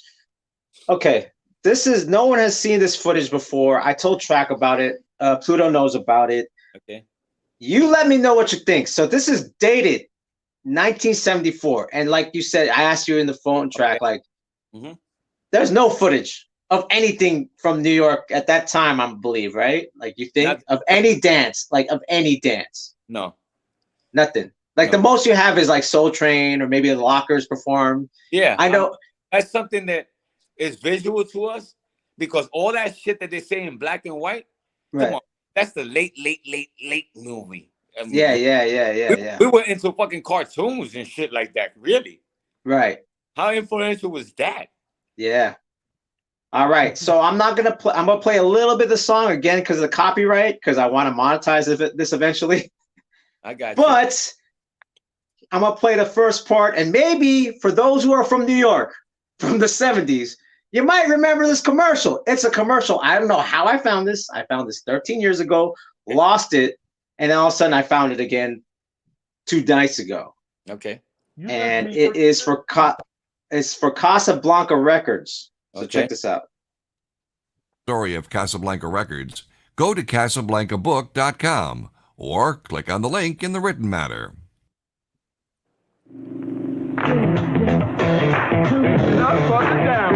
Hey, baby, here's the record and dance that's sweeping the country. So it's George Clinton. For the downstroke. Check this out. Right here. This is what we're looking for. This part. Boom, boom, boom, boom, boom. Yo, and he does a bunch of tumbles. Okay. Trac, do you know who that is? No, I don't know him. I'm going to tell you right now, where he's at is definitely not the Bronx. Yeah, it has to be Manhattan, right? Has to be Manhattan. Yeah. Trust me, it's not the Bronx. Right. You know, I mean, he's got flavor. Yeah. He's got.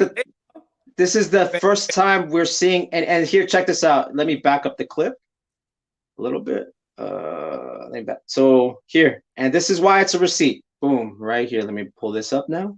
Okay. Because it was a promo for the song, the Parliament Funkadelic song, and right there is a TV spot. Boom, 1974. Okay. And I cross-referenced, and yeah, that song came out at that time. There you go. You know what I mean? So what do you think about that clip? I mean, it's not necessarily breaking, but there's like elements of some of the steps we do today, don't you think? Or no? You disagree? Again, you could see shit in black and white that people say, well, somebody did a head spin there.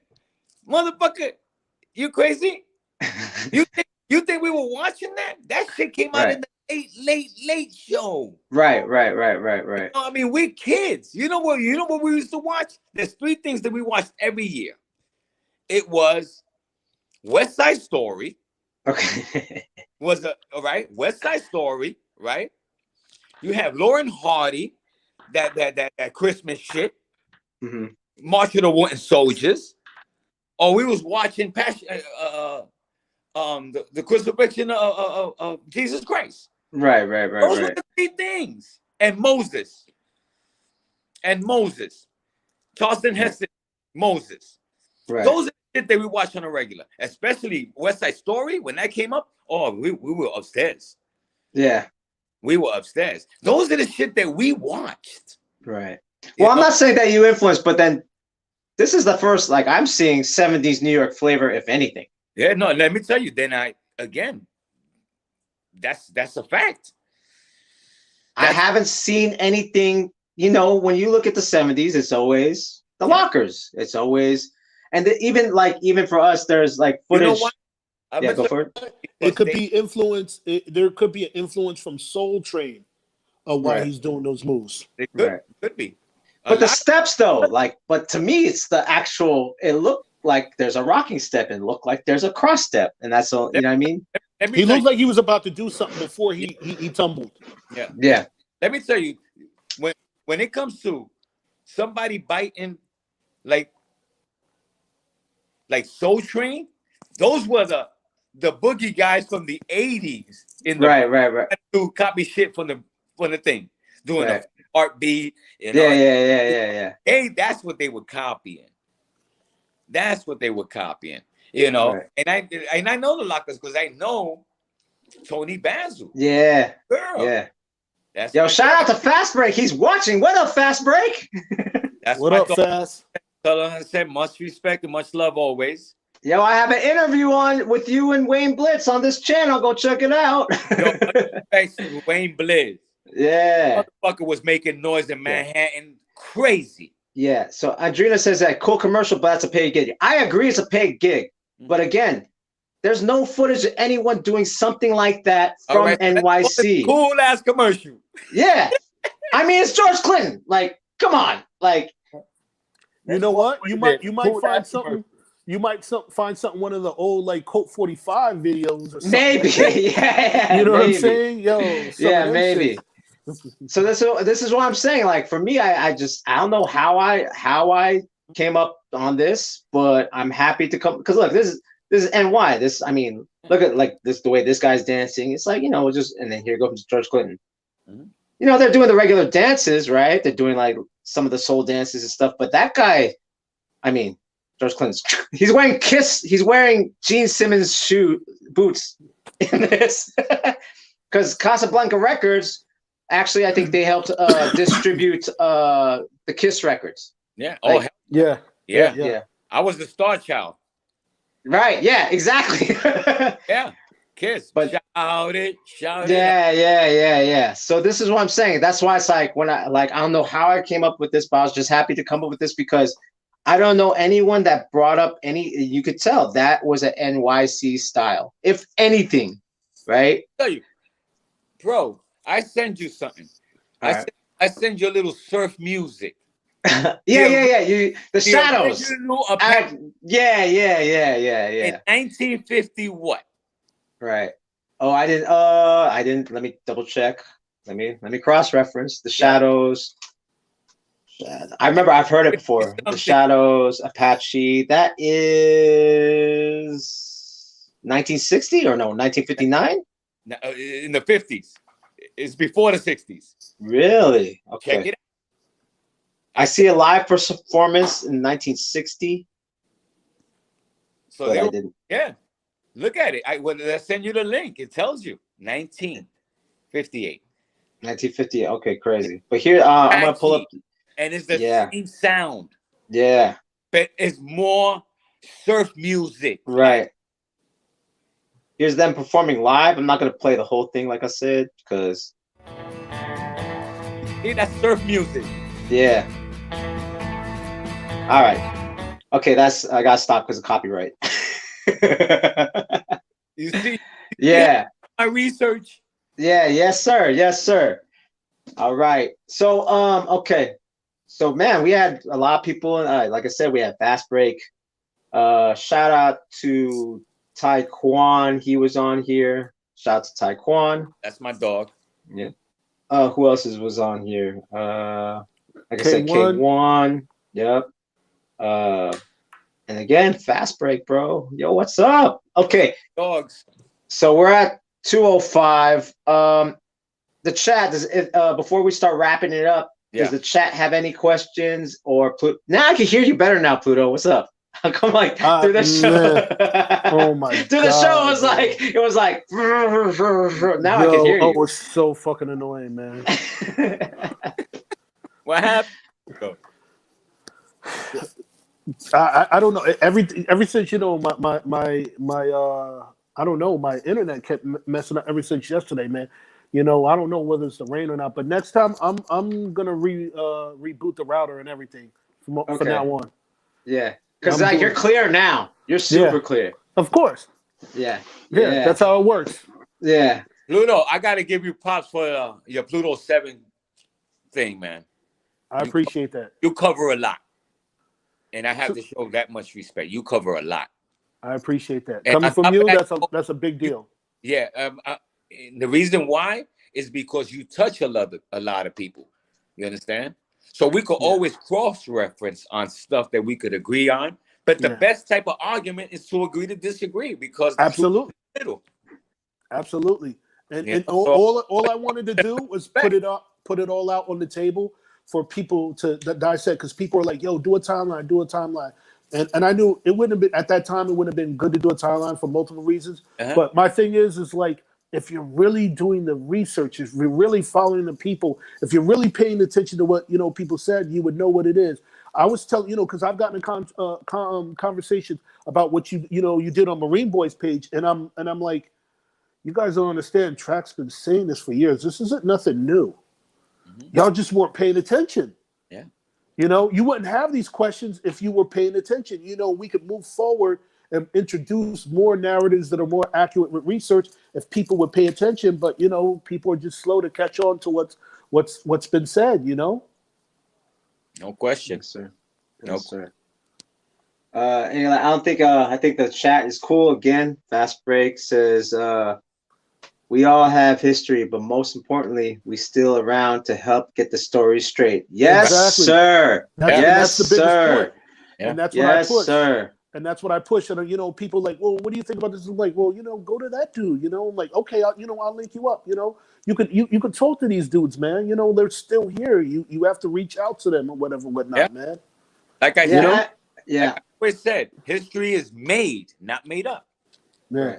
Right. And I tell people all the time, I'm like, would you rather hear me talk about it, or would you rather hear the people that were there talk about it? I mean, and this is the whole point why, like I said, Trac, like, man, I'm surprised you remember my phone number. Because if it wasn't, I was like, I'm not. But to every phone I change, it goes right automatic. Okay, so it did it for your number. So when I got the call, I was like, who's this? I didn't answer this. And I was like, yo, this is Trac. I was like, oh shoot. Okay, called you right back. I was like, yo, And you know, you start talking, telling about the Hevalo, and that's what kind of brought up a lot the show. I'm like, okay, because you know, I was talking to Dr. Derek, I was talking to Pluto. I was like, yeah, maybe next month we're gonna do the hip hop dark web. Let me chill because we did it last week. We went on for 3 hours, and I was like, I'm kind of tired. And then when you start talking, I was like, okay, I could just have you on, but nah, because I know Pluto has questions, and Dr. Derek has questions, and Randy has questions that are not going to be necessarily my questions. We have to do a part two. We have to do a Oh part two. yeah, I mean, we really just basically kind of scratched the surface. Yeah, but scratch. Yeah, we didn't. Yeah. What I wanted to do was give context, because a lot of people, when we say rock dance, no one, you know, everyone has a different story. So at least we want to start with the evolution of movement, going down to the floor, having names, and just having that discussion first. You know what I mean? And then people were jumping the gun already with the breaking. Like I'm still on the rocking, and everyone's like, yo, but when you were breaking, I was like, hold on, wait, like let's set it up. But yo, this has been a good show, man. The chat's been really dope. You know, everyone had good questions, man, and I learned a lot. You know what I'm saying? Before we wrap up, Pluto, is there anything you gotta say? One. Huh? I just got hit up by Pole 1. Yeah, I was. Yeah, we put it out there. We put it out to the universe and let everybody know, like, yo, we're having Trac on, man. Tune in. You know, like, we hit, focal people, who would appreciate that and whatnot. So, like, I'm glad it got through to those people. I'm glad people see it, and then who haven't, will be able to go back and see this, and see all that, and know that we are going to do another one. Yeah, that's my statement. We're going to do another one. Let me just give a shout out to my brother, my little brother Abby. Word. Abby. Shout out to Abby. Abby was a beast. Abby was the first to add the Kazakh style of footwork into his dance. Watching Fonzie in a marathon dance.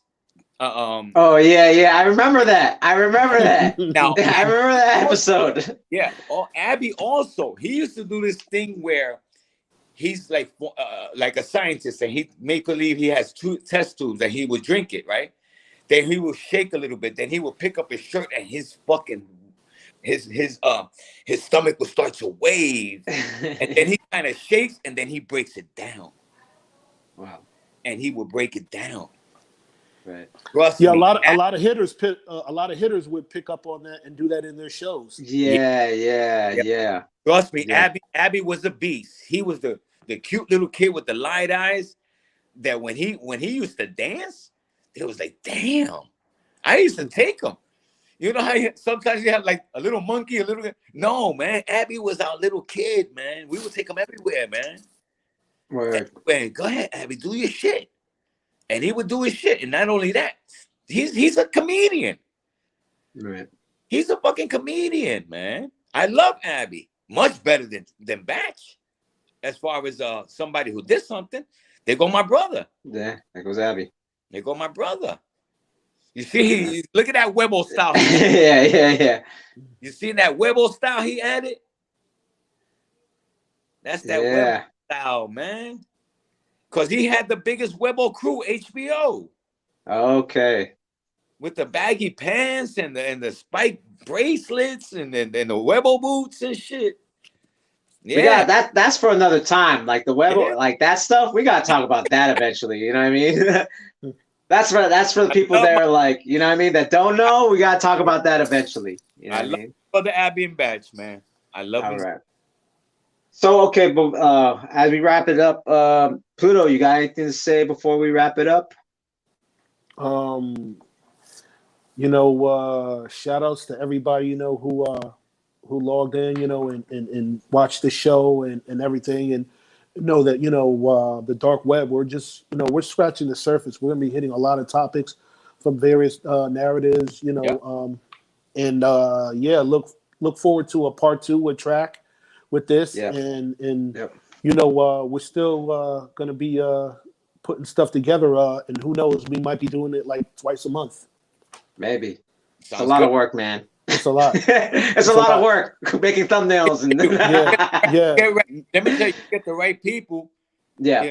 At least get an evolutionary timeline, guys, that will make that. I mean, this is the whole point. All right. Get the evolutionary timeline. Get the heavy hitters there, bro. Yeah. You All know, right. like Megas and motherfucking K-Mel and shit like that. Yeah. You know, the Trac. Boogie Brats. Yeah. Trac, is there anything you gotta say? Like, what'd you think of the show? What I think about it, it's Yeah. needed. It's fucking needed. That's what it is. Yeah. You know? It's well over. It's way overdue. And Right. somebody in the culture, 2 people in the culture, come on, that alone sets a standard. Not somebody doing that, somebody copying from somebody else's shit. Right. But the real people, let them Because speak. that's what's going on. That's Right. what you just said is what's going on. There's a lot of people making statements about this culture and the whole nine. And my thing is like, well, where's your research? Yeah. Where's your personal research? You know, where's the effort that you put in instead of taking and screenshotting, you know, people's different clips, you know, Profo's, mine, and other people's clips and making a storyline. Like, where's your, you know, like, where's yours? If not, you know, come live and debate. You know, my whole thing is like, yo, I speak the narrative. Come at me. Right. Come at me. It's funny. You know what's funny? Right now, it's an evolution. You know, me, you, Pluto, you know, the guys that are chiming in. We showing as a community, an evolutionary community.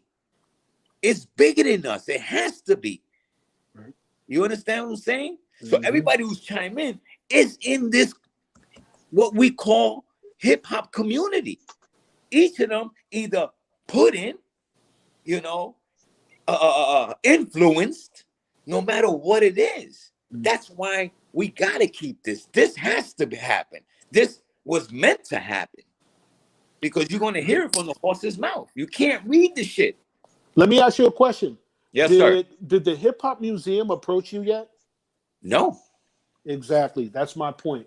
That's why we do what we do, because those clowns over there they couldn't even do 5 minutes in a discussion about this. And b-boying is the aside from the argument of writing, b-boying is the first hip hop element. This is the foundation that makes the world go around in the 80s and all that. Yeah, you know what's funny? I went there and all I see is 80 shit.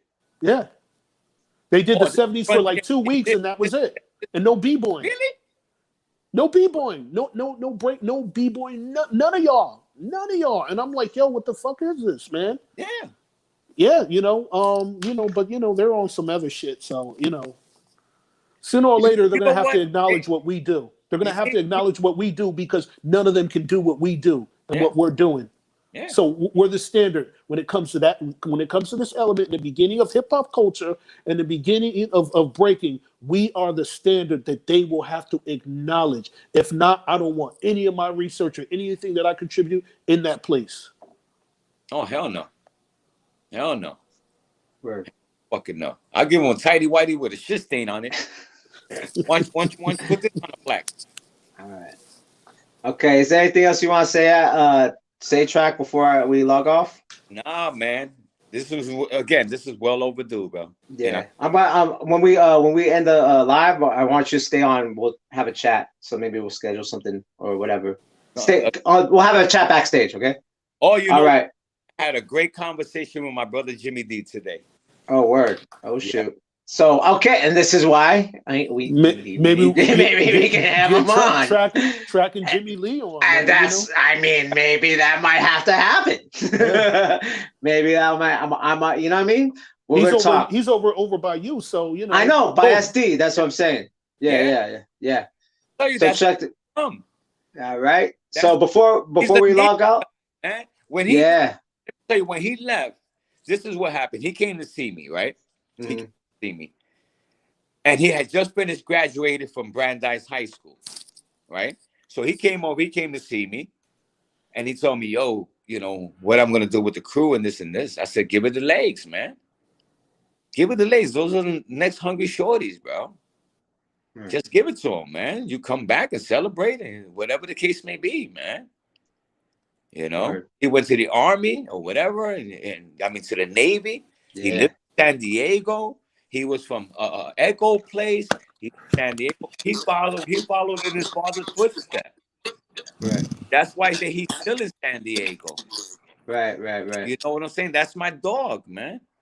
Yeah. When me and him Yeah, used to practice and doing the twister flex, Spy was pissed. Damn. Spy pissed. He was like, again, we had the Fantastic Four versus TBB. Right. I mean, Rocksteady TBB. No, We didn't even get into any Spy. I know. Questions either, so we still have a lot to Next time, cover. later. We just want to get, you know what I mean? We want to like put again. put that This in the has been back. great. Yeah. We're gonna In put the that in the vault. back. No, So put it in the before, vault. Put it in the vault. yeah. Oh yeah. So before we log out again, I'm gonna shout out to Randy. He was out here. He had to go a little bit earlier. Had some great questions. Of course, Dr. Derek Cologne. He was out. He probably had to bounce real quick. And again, you can follow me on Instagram at PROFO_FLGZ. This has been the Hip Hop Dark Web interview with Trac 2. I just want to say thank you. This is probably the highest viewed. It's not a lot, maybe 30 people at max watch, but thank you for coming. And, please support the channel. Hit the like button, subscribe. Here's another thing I'm just going to bring up real quick. 89% of you are watching my content, but you're not subscribed. Help me out. Help a man out. You know what I mean? So we could, so we could have more shows like this. All right. This has been the Hip Hop Dark Web Part 3. Peace. And see you guys later. Most deaf. Boom. Stay on Trac. Stay on. Yeah, this battery's dying out. Okay. Peace. All right.